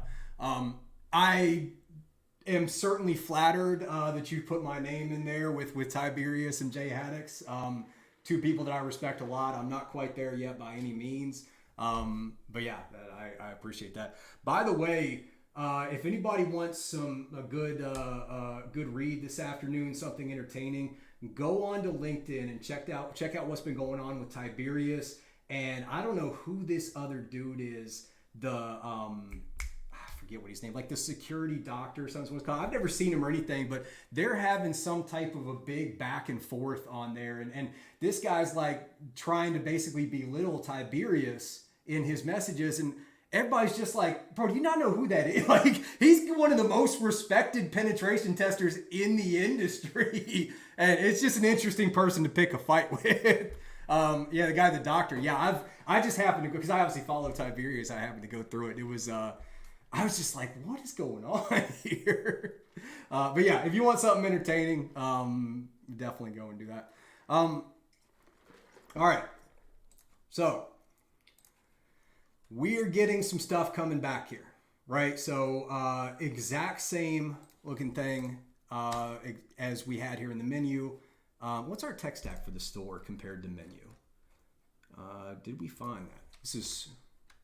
Is it stories? I copied that right out. I don't know if we have the store tech stack. Let's figure out what this tech stack is, because our DOM invader here. Oh, right. Gotta go to the other one. Hold on one second. DOM invader is telling us that we could have potentially found something. Now, I'm not gonna go crazy with it because I don't want to show anything that I shouldn't show. But it looks like we can at least go in there and do some testing. That's right. So this one's using Vue, AWS. We don't see anything else going on here. So why is this different? What is it about this tech stack that is different? Anyway, let's go ahead and just document this. Vue and AWS, I think, were the only two that we found in there, right? Nothing about the server-side code. Hey, thank you so much for the follow. Thank you so much for the follow. Was that .junio? Hopefully I'm saying that right. Thank you so much. All right, our store domain, right? We had Vue, and we also had AWS. I wonder if this is doing this tech stack, like the gift? Because if it's Ruby on Rails, that would make me understand a little bit more about why this is actually returning some there. Yeah, I could just take it off the screen there. But I don't think we need to do that, right? Like I can, and this is one of the reasons that I'm really excited about the features in my bug bounty framework. anybody, right? So now I found this, the way that I want to eventually get these streams working, and this is the reason I kind of hit pause on doing the streams until I could get this latest version of the framework out, right? All the data that I'm working off of, you can just come and like I showed earlier, you can download it from my GitHub, right? From this framework scans, it's this file right here, and then you can just upload it to the framework. So, you know, I may hit a point here where I'm like, I don't want to continue going because I don't want to show anything that I shouldn't show. But this is a great opportunity for if anybody's following along with me and has this data and is testing, you can go in and potentially find a bug right now. That's really where I want to get this, is where y'all can be testing where I may not be showing things. I get you right there to where you can see the attack vector, and I talk about how I can do it, and you can ask me questions about it, but really just kind of point you in the right direction, and you can go and find these bugs yourself, hopefully. And then we can get some win stories coming into the Discord as well. You know, I can't wait until we have people that are continuing to do this. Like, man, I was watching your stream. I went in there, found this attack vector. I did some more testing. We had a conversation about it in the Discord. I was able to get my first bug or able to get another bug. That's where I want to take this whole process. So again, if anybody's following around, this is a great place here to start testing. So they're claiming, I'm not going to hit this exploit. You might be able to hit the exploit and do it, but I'm just going to kind of try and do things manually. They're claiming that this value is being taken to the script append child here and could actually inject into, this looks like a JSON. Yeah, so this could be a JSON object injection, but let's see. In order to do that, we're gonna have to break out of this double quote here. That's our only option. Let's come and do that. And when we send it, oh, it's still loading. Let's see how that loads in the DOM. Okay, so now we can see it's doing the backslash there. So we can try a little bit of fuzzing there, but that is our, all right, this is great. This is great. This is where we get into the compensating controls, right? They have implemented a compensating control to try and stop us from weaponizing this here. So it'd be interested to see what happens if we send a polyglot. And by the way, that's something I would certainly do. But let's, all right, so,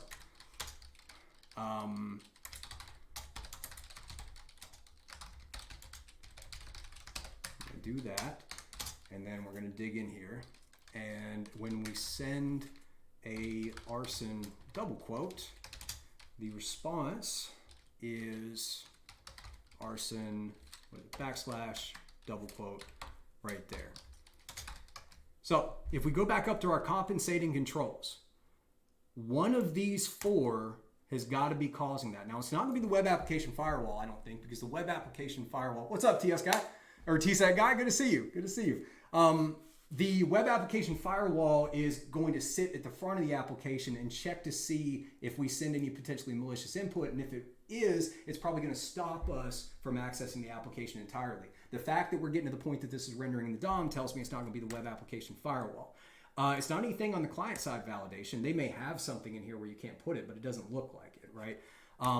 The server-side validation, well, it's not validating anything in the sense that it's like blocking it, but ultimately this is either a server-side validation or an output encoding, and the two can kind of get muddy together, but usually a server-side validation is intentionally designed to prevent malicious attacks, whereas an output encoding is just the nature of the way the application works would cause the output to be encoded in a way to naturally protect from this type of vulnerability. So where we saw before, this would be a good example of a potential output encoding, right? Because we're sending it in there and it's coming out as a %22 as the URL encoding.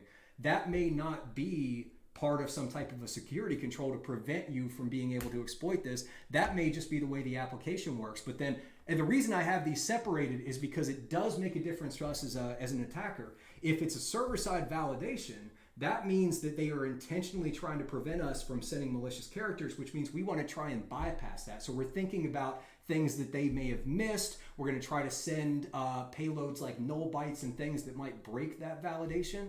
Whereas if we're doing output encoding, if they just see that any special characters are automatically encoded as a URL encoding when it's written to the DOM, some developers, some security teams will look at that and say, oh, well, that's secure. We don't need to worry about that because there's, everything's going to be URL encoded. And so we can say that's a compensating control. There's no way anybody's going to get it. It's easier to bypass an output encoding, and maybe not easier, but typically easier to do an output encoding than a server-side validation, but the methodology is just completely different. If it's an output encoding, then you're going to say, well, I know what they wanted it to do, but let me see if I can force it to do a different type of encoding or break the way it's doing the encoding, etc. there.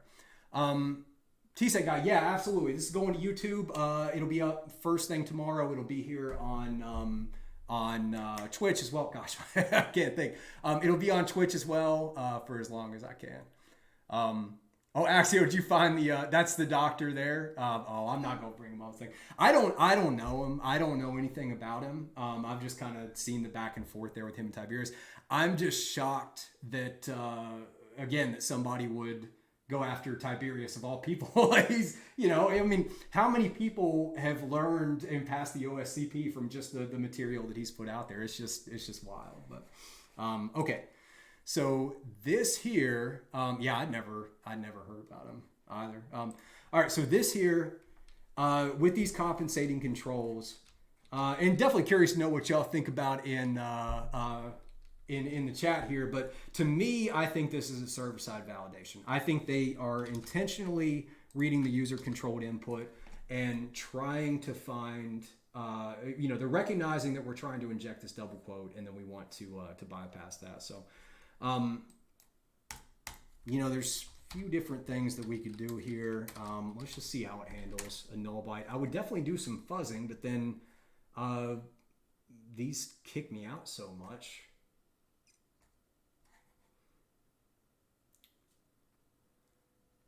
Okay, so a null byte is converted into Unicode.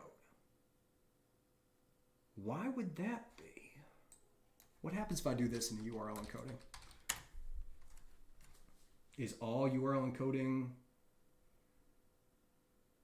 No, so if we, oh wait, I did a %25, sorry. %22, supposed to be a double quote. Okay, so URL encoding is being processed. So we're right back to this. So this is definitely a server-side validation, right? If we want to inject anything, and this wouldn't even be a JavaScript injection necessarily, this would actually be a JSON injection. So we have this value that's being written to the DOM. Let's find it within the actual DOM, right? Here we go. So this value here is being used within the DOM itself. Sorry, I feel like I'm going to burp. Within the value, or within the DOM itself. So what we would try and do here is break out of this so we can add additional key value pairs to this JSON, and then from there we would potentially try to call some unintended functionality. So this is very different from if we were trying to do an actual cross-site scripting, right? And this is why I always talk about client-side injections. I see so many people, probably 9 out of the 10 questions that I get every day from people that are starting out is, help me get a cross-site scripting. It's, I've got this reflected in the DOM, I can see the script or something else written in the DOM, but I don't know what to do there. I can't get the alert to fire. And the reason for that is usually, well, first of all, it could be rendered with JSX or anything else, but it may be happening in a completely different way. So one of the things I want to do with my client-side injection videos is talk a lot about all the different types of client-side injections and the real process to do it, because reflected cross-site scripting is just one example. And by the way, if anybody's going after the burp cert, the new burp cert, this is something you definitely need to keep in mind. I've seen so many people when they're starting to get these two confused. They confuse cross-site scripting with client-side JavaScript injection. Right? Cross-site scripting is going to be where you can go and write a script tag to the DOM, whereas a client-side JavaScript injection is going to be where whatever your user-controlled input, it's being passed to something like an eval, right? So if we do let user-controlled input, it's not going to like that because it's JavaScript. So if we do alert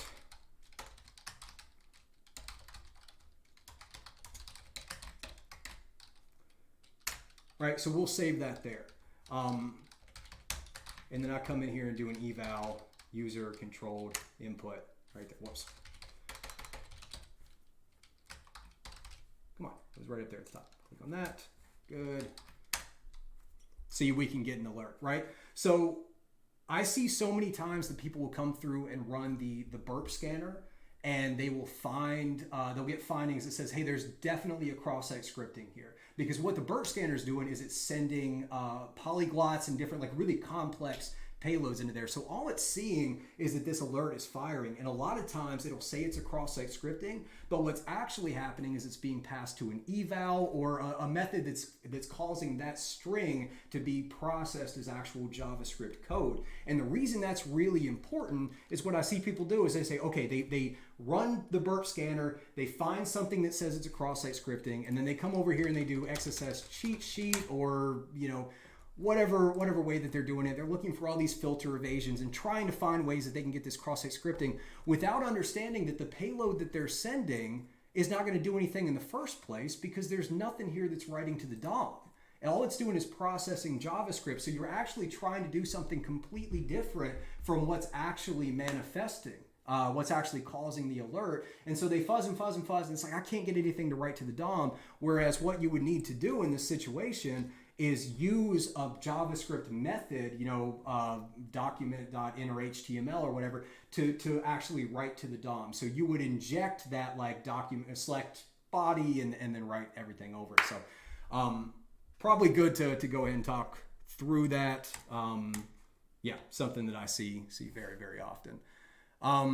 Jeff, did I get the burp cert? Not yet. We got a bunch of people on my team that are going to start testing for it at the beginning of this year. I think here pretty soon. I'll probably go for it after that. But no, I just haven't had time, unfortunately. Very, very excited though. Sorry, I want to come back up here and make sure that I'm getting everybody in the chat real quick before we move on to it. Did I get everybody? Oh, good night, TS guy. He's probably already long gone by now. Actually says, so why have we not tried more than just, the double quote to get past it? So I'm kind of just getting into it, but for this one specific, like just kind of starting to test, but for this one specifically, the reason I'm focusing on that double quote is because, now it found that in there. This is just from what I put in the console. I'm focusing on the double quote because I'm only looking at this payload, right? So this is just taking my user controlled input, which is right here, and it's appending it to this JSON object. So if it's in a JSON object, we need to have a double quote so we can break out of this and inject additional key value pairs. Otherwise, any string that we go in here is just going to be appended to this URL. Now that may cause unintentional functionality. We may be able to get it to send that request somewhere else. There's other things that we can do, but specifically when I'm trying to get a client-side injection into this part of the DOM, my only option is to get a double quote because in JSON, that's the only thing that's going to break it out. Whereas, and this is where we're about to come down to, when we come here, we've got other options. So here, and we'll see it in here as well, right? We're not being, our user controlled input is not being injected into that JSON object. Now it's being injected in between the span. This is a much more favorable position for us when we're trying to get a client-side injection because we're not isolated within that JSON object. We're not isolated within an attribute, within an HTML. We have just a open area that we can write within this span and this list item. Now, because it's in a list, I won't be able to get a script in there with getting out of it. But on this side, this is where I would come in and start doing, you know, what happens if I do script alert 1/script. And let's just see what comes back. But that's actually, that's why I was focusing on it there. And here you see we're stripping things out. But it all depends on where that user controlled input is being reflected into the DOM. So this is why it's really important that you know, in order to do client-side injections, you really understand how that client-side JavaScript operates because it's just a completely different methodology depending on where it's being reflected and how. So hopefully that answered your question. I want to keep coming through here. The Black Zillion, you said, is VirtualBox better than VMware? I just use I've used VirtualBox for years. It's free. It's always been free. I wouldn't say it's better. I do know that I have a couple people on the Discord that are having trouble with the new version of Kali Linux and VMware. But I don't know. It seems like somewhat of an isolated incident. So it's totally up to you. It's totally up to you. I just prefer it. Just a guy says, server-side validation is a good point to start, but I think Starbucks banned your IP. Yes, yeah, they're definitely blocking me. It looks like a very short block, though. Used to be in their terms and conditions for the bug bounty program. Yeah, I'm sure. Yeah, if you're hammering them, I'm sure they will block you. Just a guy. But here, when we're doing 1 request per second and all of these fuzzing, that's usually a good rule of thumb. If you're doing 1 request per second, you're going to be fine. So even though we're getting hit by that 403, we're a long way from that. Still getting caught up, why am I a blue teamer? I've always liked it. I actually started in compliance, believe it or not. My bachelor's and master's degree are both in cybersecurity compliance. I used to do DISA audits I started in the Army, and then after I used to do DISA audits for companies that had DD-254s with the Department of Defense. So I'd go in and build out their cybersecurity program and help them do it. But I don't know. I like the idea of I like the underdog aspect of it, because honestly, my job and our security team's job is we're a small handful of engineers. We have to beat everybody. We have to beat, if the entire North Korean government decides that they want to get into our application, our job is to be able to stop them. And I like that. I always love the competition. I love the challenge of it. And red teaming is a lot of fun. The actual act of doing red teaming is fun. But the principle behind being a blue teamer and being this small group of scrappy engineers that somehow figure out how to protect an application from every possible person that wants to attack it, I like that. I like feeling like the underdog. I like waking up every day and feeling like I'm going to battle. There's something very satisfying about that to me. Make sure I'm getting everything here. Oh, it's okay. So actually you said it was a question of, why was that the only character I've attempted? Yeah, it's more just because I'm talking through it. But yeah, typically we go through and fuzz a few different things. It just kind of depends. So here's where, we would start to test some of those other characters in the different places, but not for any reason, just kind of going through and testing stream of consciousness. This guy's name is Shitty Arts. I love it. Stupid question. If someone sees you finding a bug and reports it, is it because it... Oh, what if somebody does that? Well, it would be not great if I were to actually show some type of vulnerability here. So I typically slow down or stop when I think there could be a vulnerability. But that's actually exactly what I want to happen. Shitty Arts. I'm going to enjoy saying your name every time.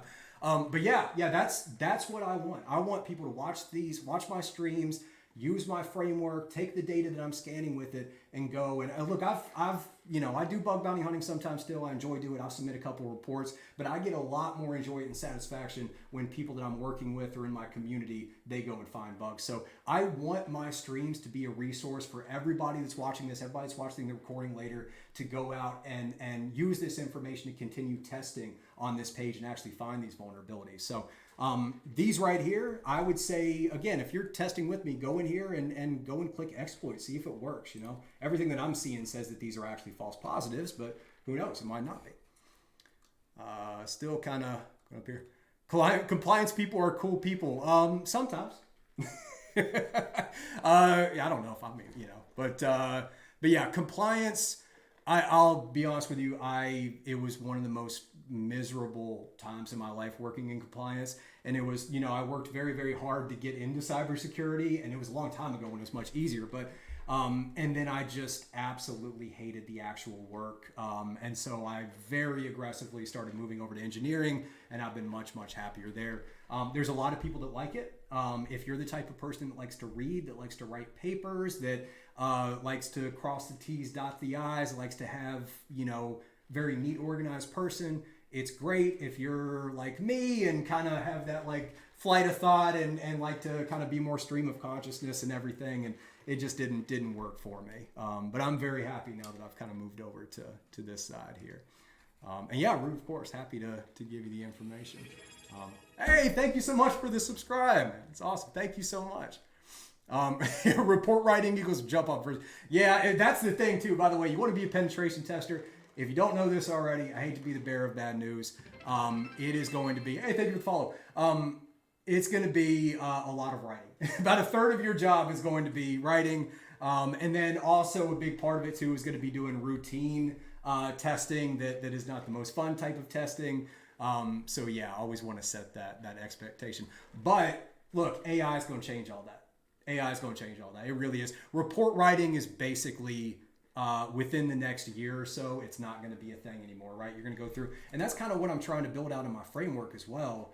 Is, you know, we've got this report section. Eventually, you're going to be able to go through here and put information for all these, right? So it's like, oh, I found the ability to do web cache poisoning in here. You can put some information on it. And when you go to the report, I want to have an AI integration here. So probably some ChatGPT API call or something else, but that will actually build it out for you and build it into a PDF, et cetera. So that's where the industry is going. If you hate writing reports, I can tell you, you probably won't have to do it for much longer. All right, got caught up on the questions a little bit there in the chat. So like I said, down here, now we're going to continue to test. We're going to move past this. So I would definitely come down first of all and do additional fuzzing. See if you can find any way to break out of this sandbox and actually get a double quote in there so you can get additional key value pairs. If you can do that, the bug is client-side JavaScript injection. That will 100%, you got to try and find some way to show impact within the application. Come to the Discord channel and let me know. I can definitely help with that. But that's what you're looking to do here. It's not cross-site scripting or anything else. This is client-side JavaScript injection. Whereas this over here, these two, this is a traditional cross-site scripting, reflected cross-site scripting.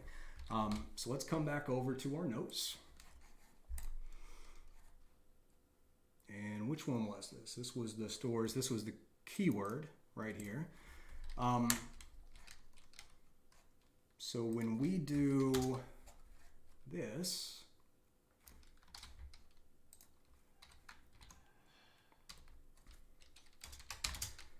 that gets converted into this. There's not going to be an easy way to copy this, is there? Maybe? Not going to be an easy way to copy this. Let's come over here. Oh, this is... They've got the elements in here. So this is, okay, this is where people message me right here. With client-side injection testing, I'm telling you, 9 out of 10 questions that I get is something like this. They'll send me this and they'll say, hey, I've got a cross-site scripting. I just can't get the alert to fire. Why not? Right? And you're looking at the DOM, especially if you look at it in burp. You know, if you go through and, was this should have been recently sent through. Let me try to find that one again. I want to grab this in burp here so we can see it.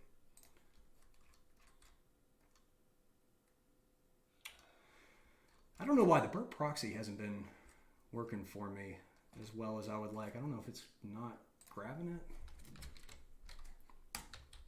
Try this one more time. If not, it's fine. I'll just go back to what I was talking about. Come on. Yeah, it's loading right up. I don't know what's going on. I don't know why, unless it really is happening on the client side. Anyway, that doesn't matter. So many people will message me saying this, right? So if you look at it in burp, you can't tell. Like in here, it's a different color. So we can see that it's not being rendered there. But in burp suite, it's just going to look like it's being appended. So it can definitely look like there's cross-site scripting. There's really two things that can be happening here.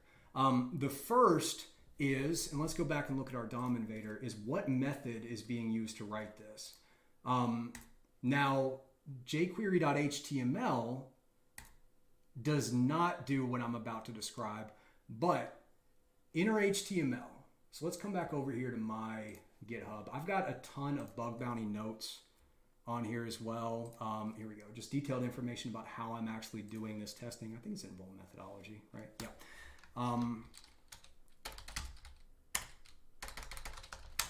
If we come down here to the DOM-based cross-site scripting, here we go. I do have some additional notes. And if you look here, so with DOM-based cross-site scripting, and it looks like that's what's happening here, because we're not seeing the value go to the proxy, where we would expect to see it if it was a reflected from the server side, then there's got to be some type of a source that's grabbing that value and passing it to a sink. Now, if we come over here, we can see what the sink is, right? We've got jQuery.html, and then we've got element.innerHTML. So this is part of the jQuery library. This is part of vanilla JavaScript. And within vanilla JavaScript, if you're using the innerHTML, I have this written in my notes. The innerHTML does not work with the script tag. And the reason for that is the way that JavaScript works within the DOM. So this is actually written to the DOM after all the JavaScript on the page has fired. So that script tag is not actually going to render. So the question I'm asking myself is this not working because of that? I don't think so, because if so, this should show as an actual tag as opposed to just a string that's written there in the DOM. The other alternative is that whatever client-side JavaScript is actually populating this, it's using JSX under the hood, and this is most common, right? This is React. If you ever see a React, I know there's other ones that do it too, but 100% if you see a React front end, then when that user-controlled input is returned from the DOM, it's probably going to be stored, or returned from the server, it's probably going to be stored in state or profs and rendered using JSX. So we're not going to be able to get that there. So I want to try, instead of a script, try to do an image tag or something else and see if we can get some different functionality. Let me come back to the chat here and make sure I haven't missed anything. Yeah, ChatGPT can help for bug bounty reports. I've certainly used it a couple times on some recent ones, but we don't need to talk about that. Dr. Boss, what did you do for the other 5 years in cybersecurity before bug bounty? So I started in the Army. I was so I actually joined as a combat job. I was going to be a 13 Bravo. I wanted airborne and Ranger in my combat, or in my contract. I wanted to go jump out of planes, set up a howitzer behind enemy lines, all that type stuff. And they ended up, after I took the ASVAB, I did really well in the ASVAB, which is like an aptitude test. And so they wanted me to do something else. And they went through all these different things, and they were like, do you want to be a lawyer? Hell no. Do you want to be this? Do you want to be that? And then eventually they said, do you want to be a hacker? And I was like, oh, that actually sounds cool. Of course, that's nothing like what the reality was in it. But anyway, so I enlisted. Back then there was no cyber.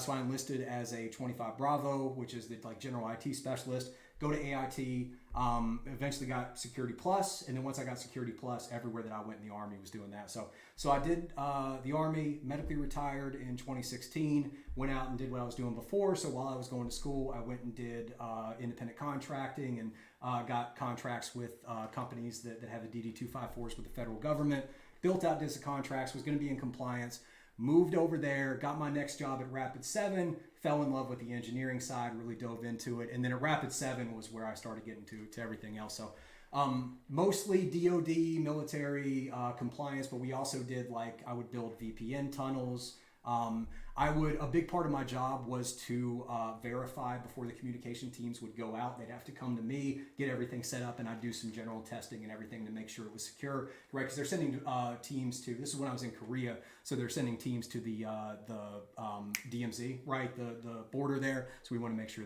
that people can't get into it. But so yeah, I've done a little bit of everything, but for the most part, I'm consider myself a blue teamer. Click re-enable on burp to get the Firefox request. Where is that? Was this somewhere in here? I don't know if I know where that is. Maybe you might be able to help me out there a little bit. Bug bounty reports. Did you mean pen test reports? Yeah. I mean, I've done both, but most of my bug bounty reports now, I've got them all like set, it's mostly a template, but which is another thing I want to get in my framework. But all right, so let's see if we can get this to turn into anything else. The script tag didn't work. Let's try image.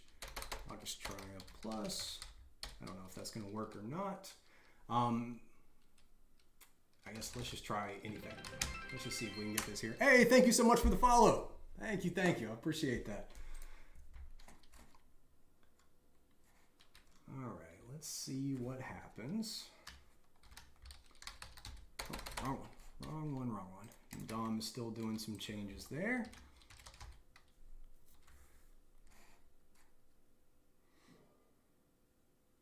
Why not fuzz for specific XSS script tags? So I'm trying to avoid doing fuzzing. I'm trying to talk through the manual parts of it and kind of talk about the underlying concepts behind it. But typically what I would do here is I was fuzz using polyglots, right? So if I wasn't doing a live stream, if this was me that was really going in and testing, I would grab this request, I would go in and use, like, Seclist has a lot of different polyglots. We've got some automated tools that we can do. Yeah, 100%. And that's, for anybody that doesn't know, a polyglot is a string that's designed to execute in multiple different environments. So two things that you got to think about this when you're doing, when you want to use these for public programs. Most people know about them, and there's a lot of them that are public, right? You're going to have ones that are like this, or specifically in Seclist, this is exactly what I would do, right? I would open up, I would send this request to intruder. I would come down and do, I think, fuzzing, maybe? Yeah, polyglots, right? We've got several different XSS polyglots in here that could potentially work. There was another section down here that can potentially work. So any one of these, I would go through and scan and see if we get any response. Which, by the way, doing automated testing can be a little bit difficult because you're looking for client-side JavaScript to execute. So you need to have either a headless, you really need to have a headless browser, otherwise you need to go in and manually test. So Intruder's not great for it. B-checks, Bambas, all the new stuff in Burp Suite that I've got to make a video on, haven't had a chance to, but that's how I would go about it. But ultimately what you need to do is you need to send all of these payloads one by one, and then you need to spin up a headless browser that's going to actually pull this page up, let the DOM render, and see if the JavaScript executes. And a good trick that I like to do with that is, instead of doing this alert, which is the typical way that people test, I would replace that alert with a console log, because most headless browsers, I use Puppeteer, but a console log is very easy to check. The other thing you can do is overwrite the body or append something to the body, right? Somewhere where you can append something to the DOM, and then you can use that headless browser to check the value in the DOM and see what comes back. But absolutely, for anybody that's testing this, come in, grab all these different polyglots and send it. The other thing you got to consider with that is these are all public. These are all really well known, especially everything in Seclist. So 100% people are going to already test this. So if you don't get anything working through these, it does not mean it's not vulnerable. It just means that you haven't had a polyglot to get in there. And ultimately, if you want to get really good at client-side injection, first of all, I always recommend this book right here by Gareth Hayes. I don't know how well you can see it, but the JavaScript for Hackers book. But you really got to be an expert at client-side JavaScript. Once you do that, it takes you from, I see people with two different positions in their career of testing for client-side injections. They're either throwing a lot of payloads at it and hoping to see something happen, and then they get to the point where they really, really understand where it's executing, and so they can possibly find some vulnerabilities that other people that are fuzzing aren't finding. So hopefully what I'm showing will kind of demonstrate the beginning stages of getting to that second level over there. And yeah, you said popping alerts also breaks a lot of public targets. Absolutely. Yeah, it can cause a lot of different functionality. There are other compensating controls as well, like the content security policy could affect whether or not that would work, but you may be able to do some other things. Remember that ultimately when you're doing client-side injection, the first thing you need to do is get HTML injection. I always tell people, don't even worry about cross-site scripting. Don't worry about getting JavaScript. Just try and get like a bold tag in there or a span tag, any type of an HTML injection, because once you've got that, that's the first step, and then you can go in and try and getting that JavaScript to fire. America, the book is JavaScript for Hackers by Gareth Hayes. Gareth Hayes is he works with James Kettle. Is this it? It is. This is he must have done a new cover or something. That's interesting. But yeah, Gareth Hayes right here. Can't recommend it enough. Phenomenal book. I'm definitely going to be doing some videos on it.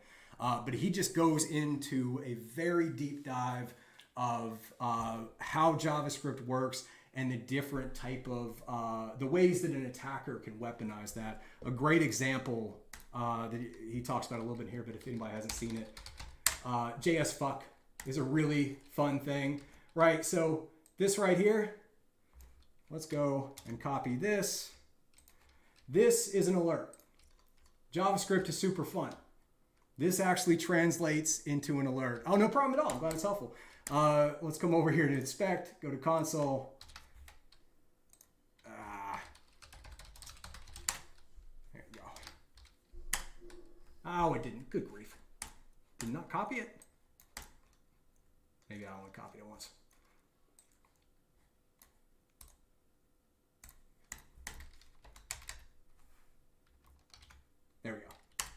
There you go.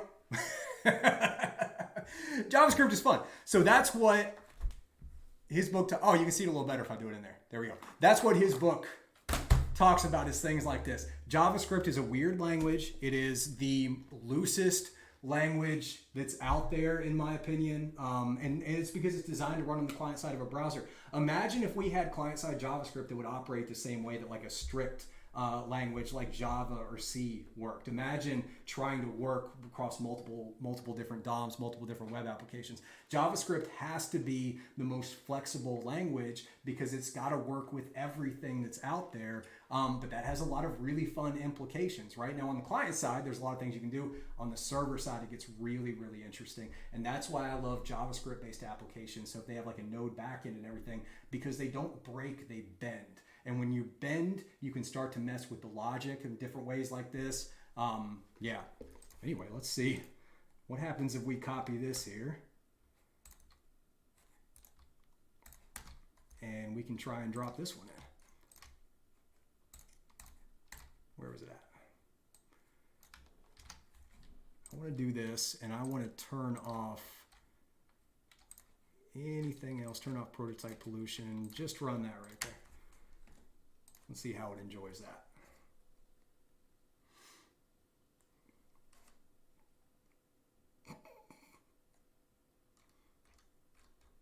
I don't even know what happened. It's putting it all right there, though. Hold on. I gotta get the arson in there as well, so I can find it here. There we go. So what has happened to this?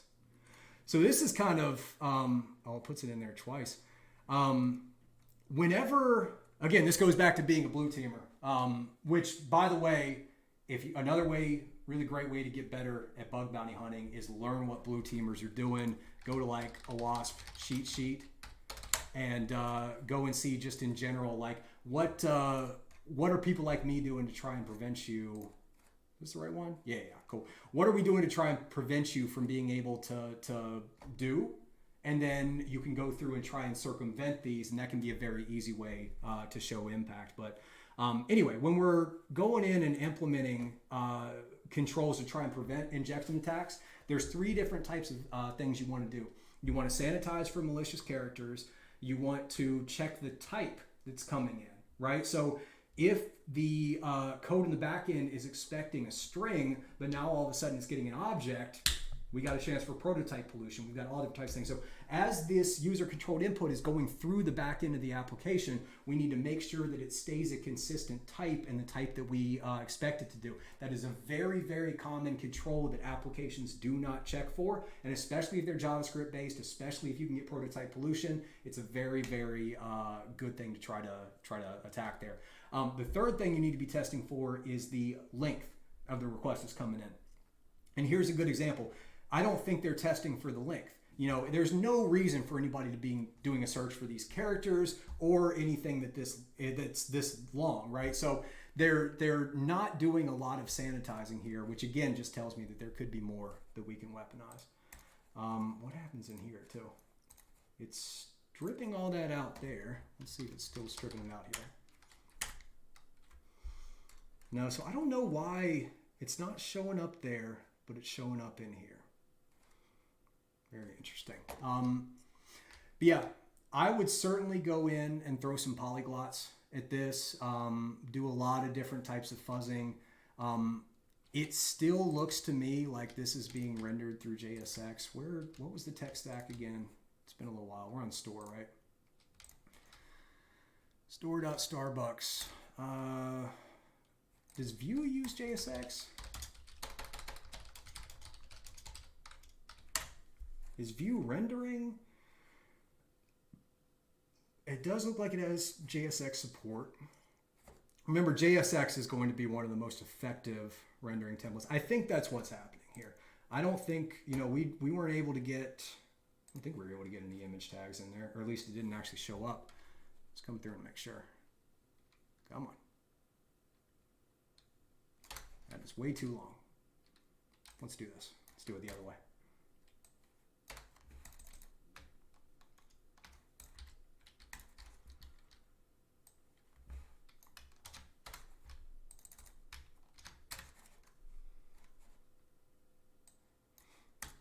Okay, that's better. So yeah, I think all of these are being rendered by JSX. I forget what happened when we did the image tag. I don't know if I actually looked. Not on there, not on there.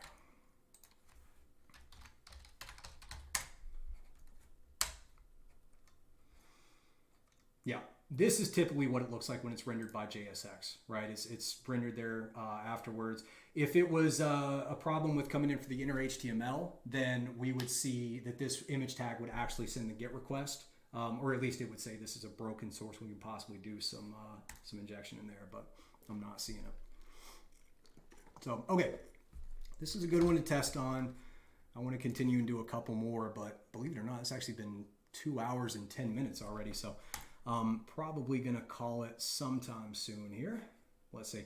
But by the way, as I'm kind of wrapping up testing these other attack vectors here, I'm happy to talk about anything or kind of answer any questions you have, because really what I want these live streams to be are supplemental learning for all the pre-recorded videos that I'm coming out here. That's the reason that I'm focusing on client-side injection instead of going through everything like I did before. But if there's anything specific that you want to see or any specific vulnerabilities that you're testing, another program you want me to dig into, any of that, I'm more than happy to. And again, I'm going to be doing a lot more of these streams here this year now that everything is really set up. So let's come and test this one a little bit, because this is the same domain,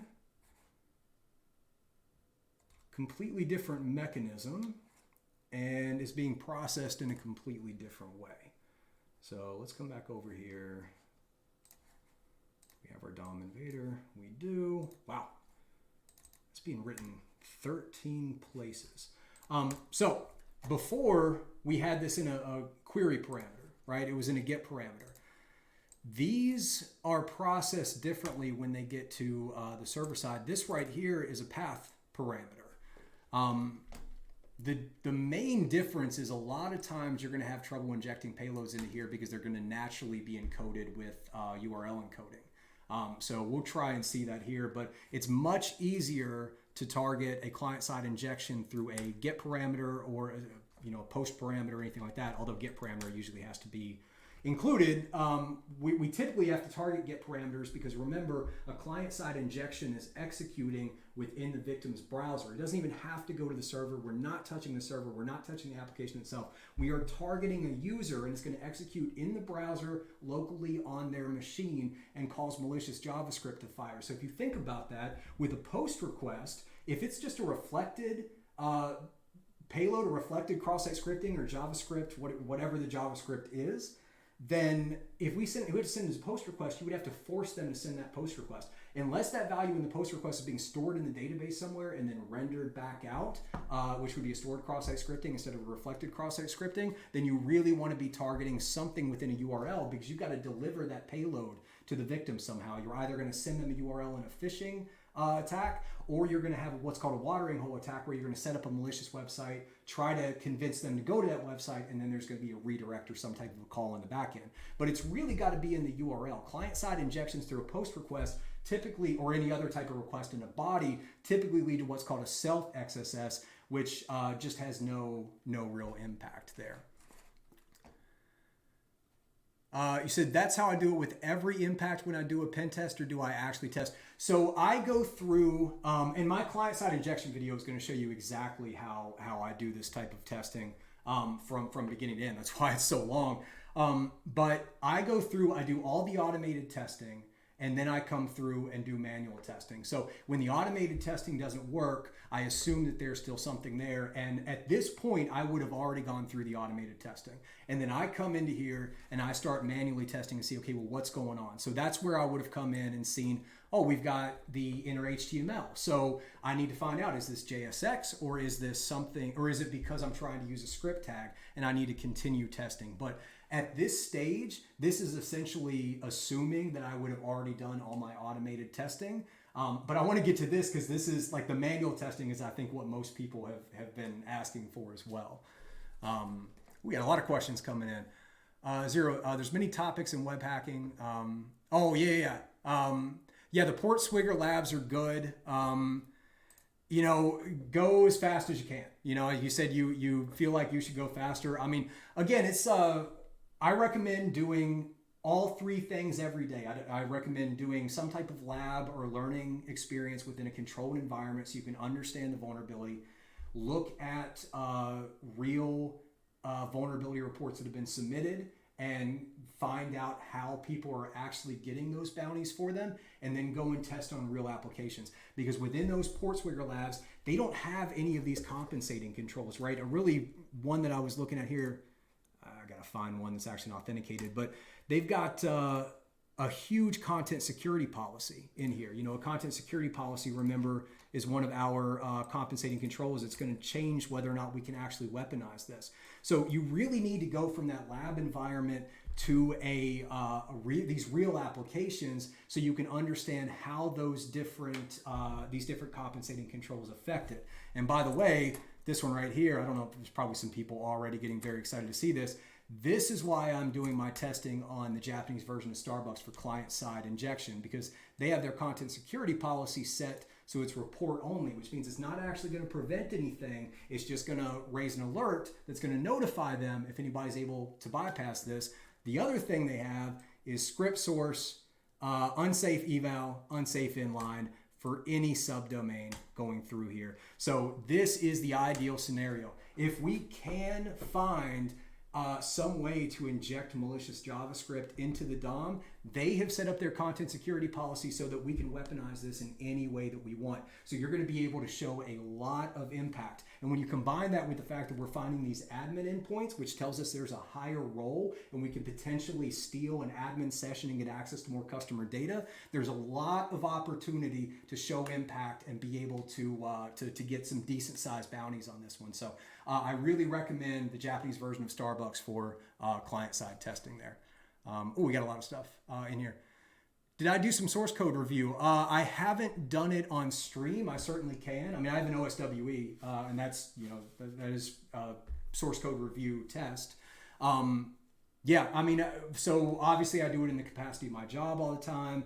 I think somebody mentioned, the Hack the Box. The Hack the Box web challenges, the one, there's I think Make Loris and Make Loris Jr., I'm probably not pronouncing that right, but they're a creator, and I believe their child, I don't know, son or daughter, but I believe they do it together. They make phenomenal little web challenges. They Dockerize everything. They're on Hack the Box. They're free if you, well, not free, but if you have an actual account, you can download them. You can do local debugging.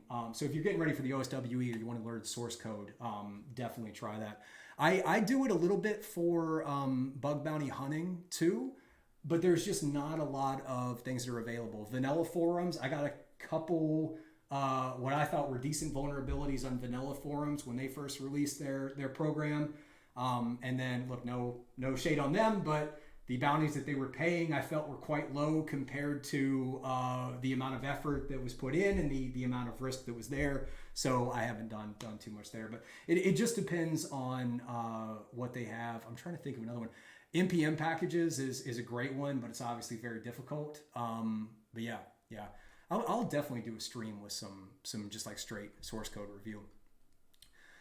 Rune, do I have a favorite one-liner command for finding XSS? No, I mean, I'll go through and fuzz through all of those payloads, but what you're seeing me doing is exactly what I do. My whole thing with my testing is get to know the application as much as possible. I think that my biggest skill that helps me for the offensive side is my defensive knowledge and my development knowledge. So I go in and just do my best to understand the application, to understand exactly how it is.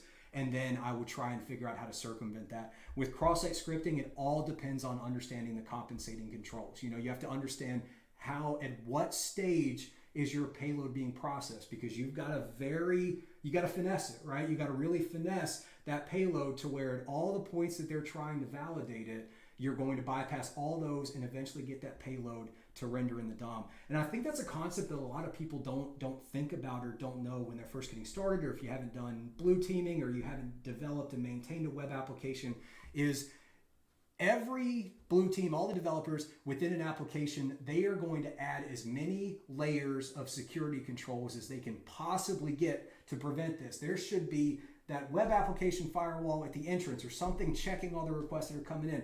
every time, every new function that gets this, there should be a middleware that's validating those three things that I said. Make sure it's not too long, make sure it's the right type, make sure there's no malicious characters. When it's rendered back on the client side, they should be conscious of what type of output encoding they're using. There's a lot of thought that would go into that. So when you're testing, it's, just having one, single one-liner or a single payload to go through there, it's only going to work in that one use case. That's why you have all these different cheat sheets and polyglots and fuzzers that you can try and do. But ultimately, if you want to take your cross-site scripting or client-side injection to the next level, you have to learn how JavaScript works. You have to learn all the quirky things, right? How can you get a script to, how can you get a function to execute if you don't have parentheses, right? Like if you want to do an alert right here, what if they're sanitizing the input, but they're sanitizing the parentheses? So when it comes back, this is what it looks like, and this is what's trying to run. Well, you can actually use backticks as a way to do that as well. So that's another example, right? You need to really understand the way JavaScript works so that when you see these things, like you understand the compensating control. The compensating control here in this hypothetical scenario is that they are sanitizing the parentheses values. But I know that JavaScript will allow me to execute this function if I do this. Or I know that JavaScript will let me do all this crazy funky stuff to where I can inject this in there. Now the parentheses are not going to work because we got that right there. But ultimately that's it. Understanding the way JavaScript works and at the deepest level will allow you to do, first of all, funky things like this. It will also allow you to do client-side prototype pollution. And that is one of the best ways to get to do a client-side injection here. Go in, find anywhere where the client-side code is doing a recursive merge, right? A deep merge, that means they're taking two different objects, they are combining them together, and they're also combining nested objects. If they do that, and if they're not sanitizing for the __ proto, or constructor, or prototype, you get my drift, right? Any one of those, there's a few different things you can do. Then you can inject key value pairs into the prototype of all objects. Then you can go in and maybe manipulate so that the toString value or the has own property value is going to do an alert like this instead. Okay, let me make sure I'm getting caught up here. You said I mentioned B checks and something else earlier. The other thing besides G checks was Bambas. So that's actually a newer thing here from Portswear. I may be not spelling that right. Bombas, sorry. No, I'm right. Bambas. Yeah, I'm correct. Anyway, so it's a play on Lambda, right? And it's just basically you have the ability to set a function. So before, if anybody's ever built any burp extensions, the way you have this whole API that you can use, Java API, right? It's an actual class that you implement. But you will go and you have to do really complex, right? Like put it in there so that every request that comes through, you're going to use the API to grab that request and manipulate it. Now they've created these Bambas to where you can set it up. You can go into the burp suite and tell it to just run a function on every request that comes through here. And there's a lot of different options that we have, but these are, you can basically build all your own passive scan checks. And then B checks are your ability to build active scan checks. And these are the two new features that we have there. Yeah, no problem at all, no problem at all. Okay, what else do we want to do here? Is there anything else I want to make sure I get through? Let's see. Let's show a little bit with the path parameter because I think that's important. That's the one that we were looking at before. Yep, get rid of this here. Let's come over here. All right, so we see that it's being reflected, and let's come over and find all the many different places, all over the place too. Look at this. We've got this one right here that's put in with some double quotes. We've got a lot of different areas that's put it in. So this would be a really great option for client-side injection testing just because it's being put in so many different ways. Remember, the way or the place within the DOM that your payload is being reflected to has a dramatic impact on your ability to actually weaponize that. So let's just see what happens. And I can pretty much tell you, we come in here and do a double quote, almost certainly it's going to come through and just URL encode that. Or not. it's double URL encoded there, which is super interesting. I don't know why that would be. Is this slash being appended there automatically? Let's see.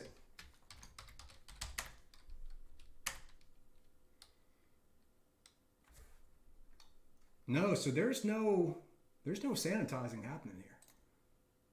This is not sanitized at all. That's going right out there. So, and it's not being URL encoded either. That's kind of weird. But we don't see any functionality.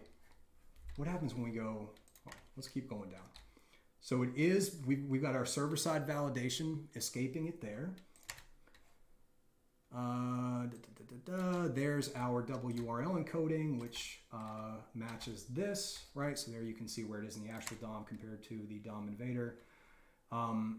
Here's a place, well, I mean, that would make sense, right? That it's being appended there. Can we get an @ symbol into this? What happens if we do that?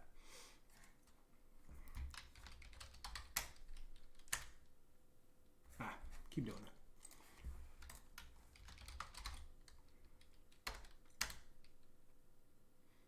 It did seem to go in there.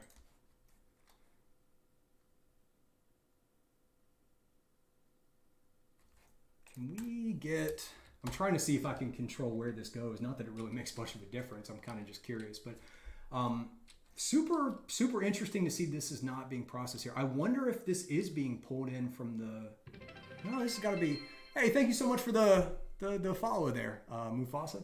Great name too. Yeah, Lion King, love it. Is this coming back from the DOM? I can't tell if this is coming back or if it's just going through there. It's got to be coming back from the server itself. Let's see how the other ones are processed. That's an @ right there. Is it filtering? It's totally fine with that. It is doing a URL encoding there. What does that do?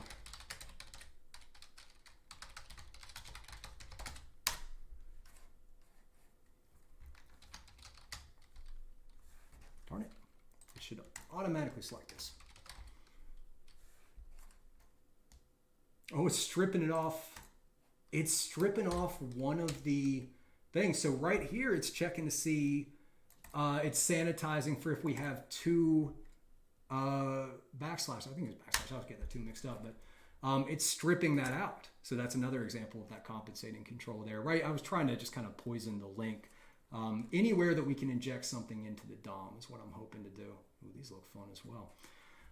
Okay, so we don't have anything there. Let's come back over. Is there any other good injection point? Stop, come on. Yeah, and this just really tells me that this is using JSX, right? If you see it and it'll, how wild can we get with this?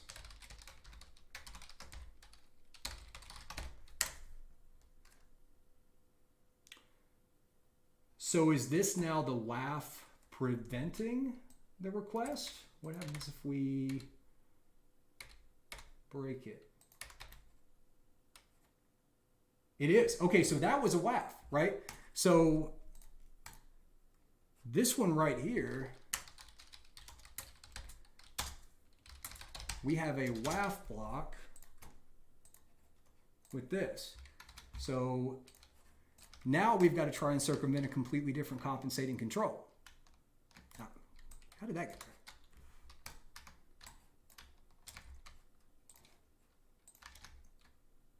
Okay, that's right there. And this does a get to that, gives us a 403. So here's that separate compensating control, the web application firewall, that's going to try and, oh, thank you so much for the follow. Yeah, this is actually blocking us in the beginning. So we've got multiple different compensating controls here, right? We've definitely got server-side validation coming in. So the request goes into the server, they process it, and then it comes back with some of these here. Oh, you know what? This was on this one. Sorry, I'm putting this on the wrong one. Let's do this.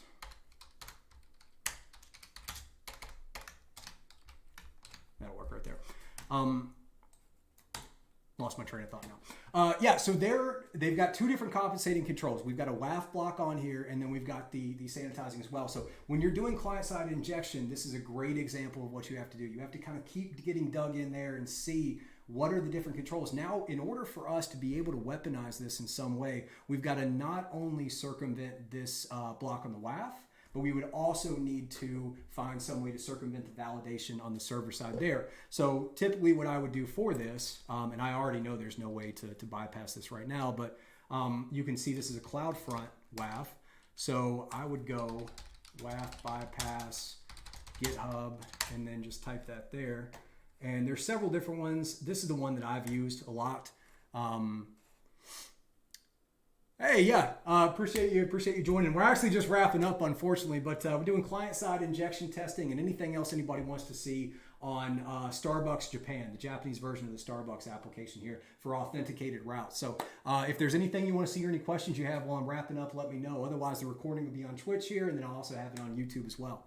But happy to dig into something if there's anything you'd like to see. Just been going for 2.5 hours now and starting to get a little bit tired. But yeah. So when I have a web application firewall as a compensating control and I want to try and bypass it, I'll come to a page like this. There's a lot of documentation out there on known bypasses. So right for this one, it was a CloudFront. They're telling us that it's easy to detect, but we don't see any way to bypass this. Now, if this was Cloudflare, right? Now we could come down and possibly see some of these bypasses. But with that being said, so these bypasses are CVEs. So it is a vulnerability in a period of time. So it's a very good chance that a lot of these are not going to work anymore. But always come through and try them. Only it's a constant cat and mouse game, right? A lot of security is a cat and mouse game to go back and forth. What's up, Samirsky? Said how to bypass login. There's a lot of different ways that you can bypass the login. And it's also a question of like, what are you actually trying to do, right? Because you can use, if you can identify what type of database they're using, then you can do a database injection to try and trick it. So that's where you get the, or 1 = 1 to try and trick that there.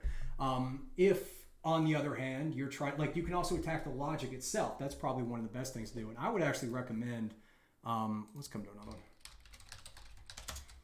one. Let's go. Let's just call it authentication here. I'll drop this in the chat. I recommend that, like going through and kind of doing some of those testing. If it's using Firebase, I've got a good one for Firebase. Yeah. Hold on. Let's see, Firebase. Wait, how did I find that one before? It's like FirePwn, isn't it? Is that the one? I think this is it right here. Hold on. Yes, yeah, this is it right here. For Firebase, this is one of my favorite ones. So Firebase is cool. Firebase, for anybody who doesn't know, it's a Google service that basically they'll maintain your database for you, and a lot of times they have a lot of authentication and stuff. It's very, very standardized. It's supposed to obfuscate the application away from it. It's supposed to remove, they kind of handle all of the queries for you. It's supposed to be a very secure way to do it. But as far as like injecting anything into Firebase, good luck. Right, like if you're trying to inject something to it, I certainly haven't had any luck with that because you're essentially attacking Google. Google's, certainly there's stuff there, but you're doing research at that point. You're doing vulnerability research. But there's a lot of ways that the application developers can implement this to where just the configurations can be, you can manipulate them. So, and I found this in 2 different penetration tests within the past year where they had Firebase authentication, and I was able to actually create my own account and go in and log in, and they did not expect me to do that. So this, you get this tool here. It's super easy to use. You'll go into the cookies, and you can find, typically they're stored in like in like Redis or whatever, like a local storage there, and you can take the keys for Firebase. You can put them in here and it will attempt to register account for you, attempt to do all that. So if you're trying to bypass a Firebase login, this is the tool I recommend you use. Mufasa, I will definitely keep doing live streams on these. I'm also doing, if you haven't seen my YouTube channel, I've got YouTube videos on there. I'm working on a client-side injection video that, obviously these are not structured. These are much more like kind of Q&As and digging into whatever y'all want to see. But the videos are very, very structured, going through and like teaching specific principles and everything. So I'm working on that client-side injection one right now. But cool. I'm trying to think. Is there anything else we want to do? Let's see if we can maybe bypass the WAF a little bit, just to show what that looks like. And basically, we want to try and see what is the WAF firing on here, right? So what essentially a WAF is just going to use some type of regex or some type of string check to look through the incoming request and see if there's any reason they should block it. It's a very like yes or no, very binary situation. So what we would do here, is it the script tag? Let's see, maybe can we do an image tag instead?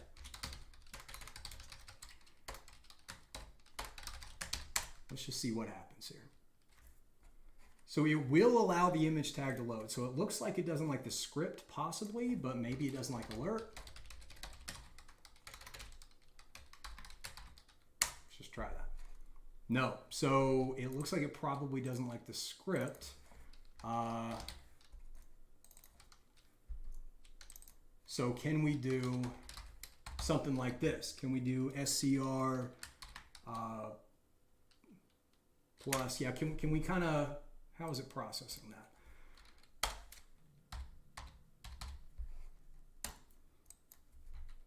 Is it just the word script? Or is it everything else? It seems like it's just the word script. Hey, thank you so much for the follow. I see your question there. I'll get you in just 1 second. Let's see. So does it just not like the word script? It's okay with the word script. Does it just not like a script tag? Don't think it likes a script tag. Does it not like... It's okay with that. All right, so it's checking to see something along this lines. Let's see how far back we can go. Okay, SCRI.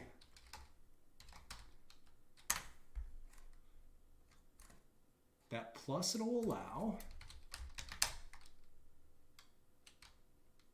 It will let it get to that, but then it blocks it there. Okay. So it's checking for any script tag. I would certainly see if we can try to find some way to concatenate this. So hopefully there's something in the background there. Oh, I gotta put the arson as well.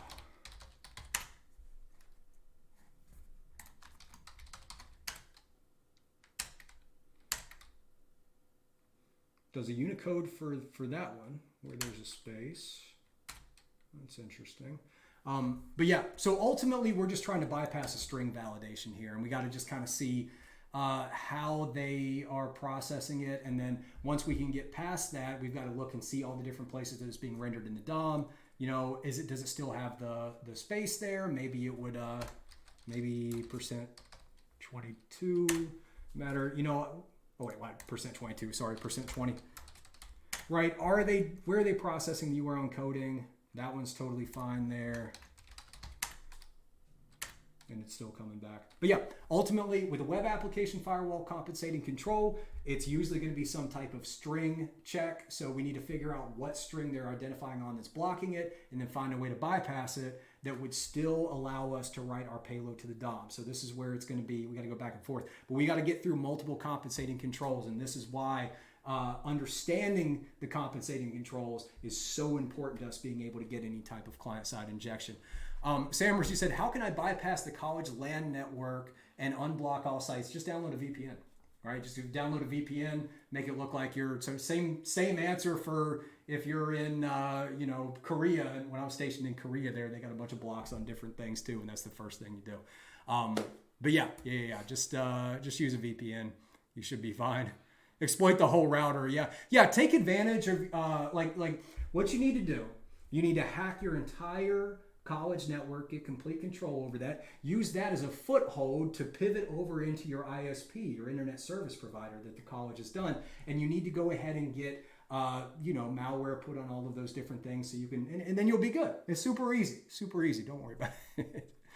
I'm so glad that you like the thought process and everything. That's, I'm obviously I've got experience training engineers to do this within professional capacity. And then also since I've been doing this, I've been working with a lot of people from around the world that are starting to get into bug bounties. And so when I'm going through these, a lot of times when I'm talking about, I know based on the comments and stuff that like it's not necessarily what people want to hear. Like people want to just see me go in a lot of times and show like some crazy payload to do something. But I'm really trying to cover the additional information that I just think is not out there that I think will help bridge the gaps for people and really get in and start finding bugs. So like the stuff that's not that much fun, understanding the compensating controls and doing that research on how a blue team will try and stop you from getting these alerts to fire, getting this JavaScript to execute. It's not the fun stuff. It's not like typically thought of as hacking, for lack of a better term, but it's really the best way to take yourself to the next level. So I'm trying to go through and cover the information that I really think needs to be out there, even if I know for some people it's like, oh, this is kind of boring, but certainly glad to hear that it's helpful. All VPNs are filtered out. I don't know, VPC, proxy chains. I don't know. They got to have get domain admin. Yeah, unblock. Yeah. Just hack them completely. It's funny. Yeah, default CRUD's on the router. Like I said, proxy chains, VPC, virtual private cloud. Certainly you'd be able to get around that. There's no way they have the most secure thing on the planet there, but okay, I'm gonna switch this back over. Like I said, it's been 2 hours and 40 minutes at this point, 41 minutes. So I think I'm gonna call it. Hopefully there was some good information in here. I love all the conversations in the chat. Thank you so much for everybody coming in and participating, hanging out on a Saturday afternoon. Happy to, again, answer any other questions or do any other last minute demos or things before we call it. Otherwise, I'm going to go enjoy the rest of my weekend here. Let me make sure I've got everything here. Mufasa, you said CVE 2. Whoa, that's an older CVE here. You've identified that CVE through Nuclei, but you couldn't find any good resources to escalate this. What is this CVE? This is 2000-0144. I'd be pretty surprised if you found anything that had vulnerable to a CVE back in the year 2000. If you want to go in and drop it in the Discord, we can definitely take a look. I'll be in and out of the Discord this weekend as well. Should I share my whole URL? Yeah. Go ahead, share it here or share it somewhere within the Discord or anything else. By the way, I'm going to drop this one more time here. Let me grab the Discord invite just for anybody that doesn't have it. If you're not in the Discord already, I can't recommend it enough. First of all, if you're using my framework and you have any troubleshooting issues or want to make a feature request, you go do it there. I'll hop in. Some other people in there will hop in, try and help you. We've got a lot of people that have been able to sort out their issues and get that done. So definitely recommend doing that. Also, if you have any questions, right, we got a bug bounty hunting channel that people drop questions in there. They send them to me directly. We've got voice chats and different little groups that are kind of coming together where people are hunting together. And don't forget, with my framework, you can have one person run the scans, send the JSON file to everybody else, and everybody else can start testing immediately. So it's really, really great for collaboration as well. Oh, you got it here. Oh, it's on a Dell. So yeah, it's certainly possible. I'll move that over to the Discord, Mufasa, and I'll take a look a little bit too. But yeah, just looking at that and looking at the CVE, it may be, this is an RPC endpoint. So I know you're showing me the GET request with that URL. I would think that ultimately what you'd be trying to doing is exfiltrating data through that RPC post request. But we'll have to take a look here. So yeah, thank you. So hey, I'm really glad everybody enjoyed it. I love doing these. It was so much fun. I'm so glad that the framework is where it needs to be, where I got a little bit more time now. But yeah, got this. Like I said, client-side injection video is going to come as soon as possible. I was shooting for Monday, but it might be more like Wednesday, honestly, just because it's going to be like 4 hours long, I think, and I've got to go through and edit the whole thing, but that's totally fine. Let me think. Anything else going on? Yeah, definitely do some more live streams coming up.